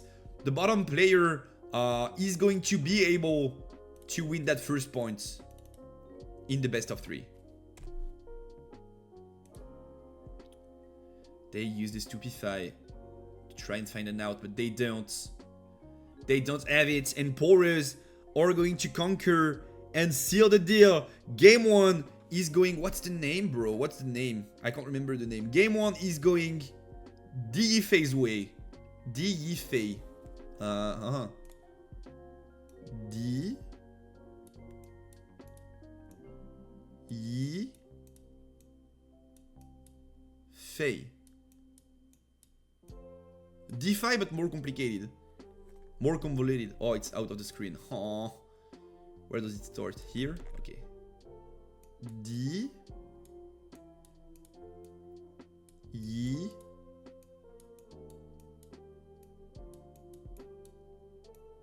Fei.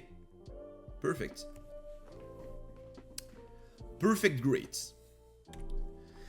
So game 1 going Yifei way in kind of a no-show. He was able to secure that early tempo with all of them 2 drops in base, in the Poros, in the Sentry, and in the Hopeful.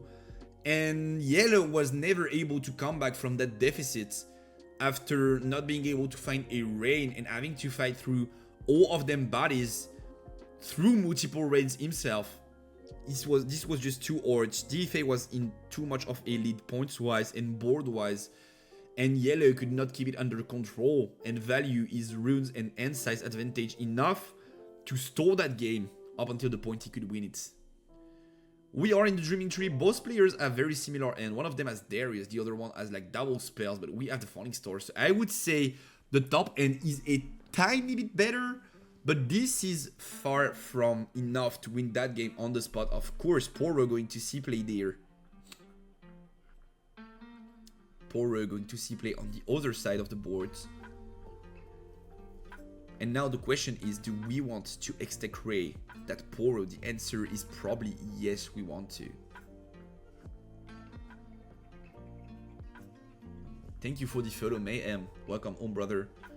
So Poro going to push into that reverse row, but X-Tech Ray going to come and try to punish that pouty Poro, and he's dead indeed. Do we want to develop Kaisa in base there? This could be terrible if they have something like Falling Star, and they do top deck it. Oh my god. What a top deck here. We definitely have to use the Falling Star, sending the Poro in that reverse row to prevent a potential Darius something play next turn. Poro is going to be conquering. We have access to our very first point, and then we are going to use that Falling Star to deal with the Kaisa while they don't have any rune open to play that potential retreat. We could wait for the Void Seeker, but that would mean that if they draw the retreat, or if they have it, they could push into the Dreaming Tree and then use the retreat to draw an extra card, and we don't want that to happen. We decide to pass and be greedy for that Void Seeker. Okay, we maybe consider that Falling Star is going to come in helpful on potential Darius turns later on. So Kai'Sa going to try and push into a battlefield there, but we don't have a way to play around that Void Seeker. Of course, DFA does not know it yet, but is going to find out real soon. And we will be dropping our very own Seeker first. Recycling a blue rune to pay that Poro Deflect there. Throwing a Quartz, and we find the Ray, another control spell that is pretty good in the mirror match. And then Kai'Sa is going to have to make a decision. She's trying to enter that River's Row, and Void Seeker is going to come and get her right away. This Kai'Sa is dead, and we are drawing an extra Quartz on the face side. So far, both players controlling each other boards without rest and drawing into the second Falling Star himself. So we now have 4 Falling Stars on the boards, or in the player's end rather, and we are passing there. So we are going to see an accelerated Kai'Sa for sure, trying to enter that River's Roll most likely. We decide to go for the Dreaming Tree here. Interesting. We have the retreat though, so that makes sense. We finally drew into the retreat. So now if they decide to come contest with something like a Darius or use something like a Falling Star, we have the outs to retreat that Kai'Sa. Falling Star is going to be played, but we are going to meet it with a retreat, bouncing the Kai'Sa back to end and drawing an extra card on top of channeling the extra rune and drawing into a Raven Bloom, which is pretty good though. We were kinda missing on smaller units to force spells out. Darius is now going to conquer the River's Row, but we have that Falling Star to fight it, and that Darius is going to die. And now it's once again Kai'Sa accelerated, I feel like. I mean, she just dies, but it's fine. We found the mid-sized units. Okay, we decided to go for just the safer play, not giving away the Kai'Sa. They already used one Falling Star though.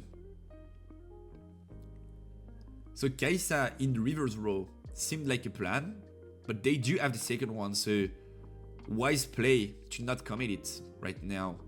We are going to see that Falling Star eating both Raven Bloom and Sentry. Sentry being able to draw a card, being killed there. And then we are going to have that Hopeful settle in base and pass the turn.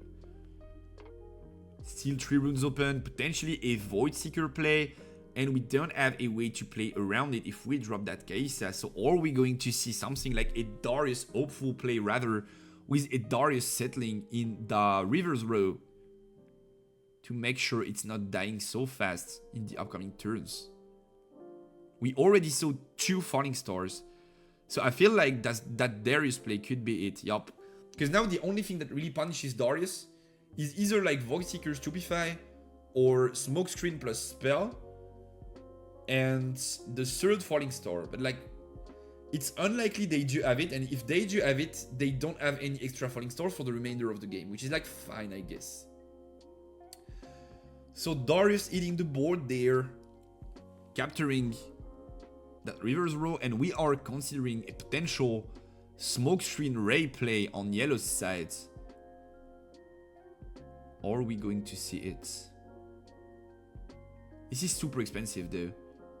Okay, this is going to be Ray, and then we are going to see Smokescreen, but this is super expensive. Like, they have to recycle 2. They are so far behind rune-wise, and they don't have any card advantage, and they are behind on board, and they are behind in points. I feel like that game is almost over already, and DFA is in a very good spot in my opinion. Throwing into the Raven Bloom, we are going to be passing there. DFA still having access to the Accelerate Kai'Sa and potentially the Cleave too.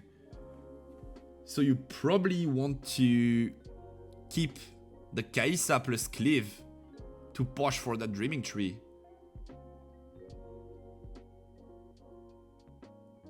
And we are thinking here. This is the important turn, because if we are able to retake the lead there, that game is most likely over. Do you want to push that Kai'Sa in the Dreaming Tree right now? I don't think so. Yeah, exactly. Hopeful is going to push into the Dreaming Tree to try and score that 3rd point. And then for 5 runes, we are going to send that Kai'Sa into the River's Row. What we don't know though is that they do have access to the Icatian Rain there. But we could potentially develop a Poro in base or a Sentry. That gives us a fairly good rain though. I have to say that gives them a fairly good rain. Because then they just use 2 on Hopeful, 2 on Kai'Sa, and 1 on Sentry. And then they have an extra one to spare.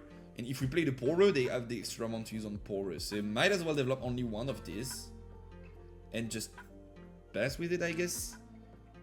But we don't have the retreat. We have them roots open to bait for it. But we don't have the retreat. They draw the Fox though. Meaning they have an answer that is not Rain. But Rain in this spot is actually super good.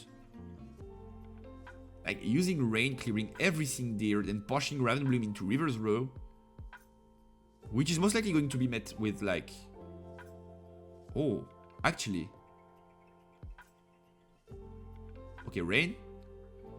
Then, this is Ravenbloom into 3, but you use turn priority to use Cleave. So you draw a Quartz, and Ravenbloom is 4, does not die to Ray. Oh, and we draw the retreat of the Sentry. Wow, we draw, and we use the Cleave as prio, yeah, good play there on yellow's side. So that Ravenbloom is now 4 and not able to be killed through the X-Tech Ray. We draw a card of the Cleave. And then retreat is going to come in a bit late. We play several cases though. Good to know. This is a super good thing for the mirror to be able to play several cases. We have one in the trash now, and we also have one in the end. X-Tech Ray going to be able to deal with that Ravenbloom, and then Kai'Sa conquering that River's Row, and we are back to square one on yellow's side. We still have that dilemma of, do we have a spell to be able to deal with the Kai'Sa? Because if we don't, that Kai'Sa is going to become a problem, and once again DFA is in the lead, both rune-wise and board-wise. So there's a lot going his way right now. Thank you for the photo, Namiria, welcome. Hope you're doing great. There's just a lot going DFA's way right now. 8 runes going to be tapped, and we are going for a Fox play. We don't have an alternative. We have to go for it. We have to try and trade that Kai'Sa. She's just going to go out because of the River's Row there. Kai'Sa going back to base, Fox scoring this first point, but then we have Fox into Fox as an answer, and we have Kai'Sa going to the Dreaming Tree, and that game, I feel like, is coming to an end. Do we just want to go Kai'Sa in the Dreaming Tree there? I feel like we also could Fox. Kai'Sa scoring, drawing that extra court. And we are going to be time warping already, because then we have the Fox to deal with the other Fox on next turn. And that will be it. Yellow is completely tapped, and DFA is going to be Eurobalas Riftbound League 4 champion after a strong showing in top 4, and after very clean play in the finals. He's going up 2-0 and he's going to seal the deal. Oding from Kai'Sa, and then we are going to see Fox eating the board, dealing with the Fox, and this is it, ladies and gentlemen. DFA wins it all, and he's going to be your Robalas Riftbound League 4 champion. What a finals. He literally stomped his opponent. Yeah, we had the Mundo as a tech, most likely brought from the sideboard, but it's not going to be enough, and we are not going to find it in time. DFA making it to his first first win, and securing his spot for the All-Stars tournament on the 21st of December, I believe.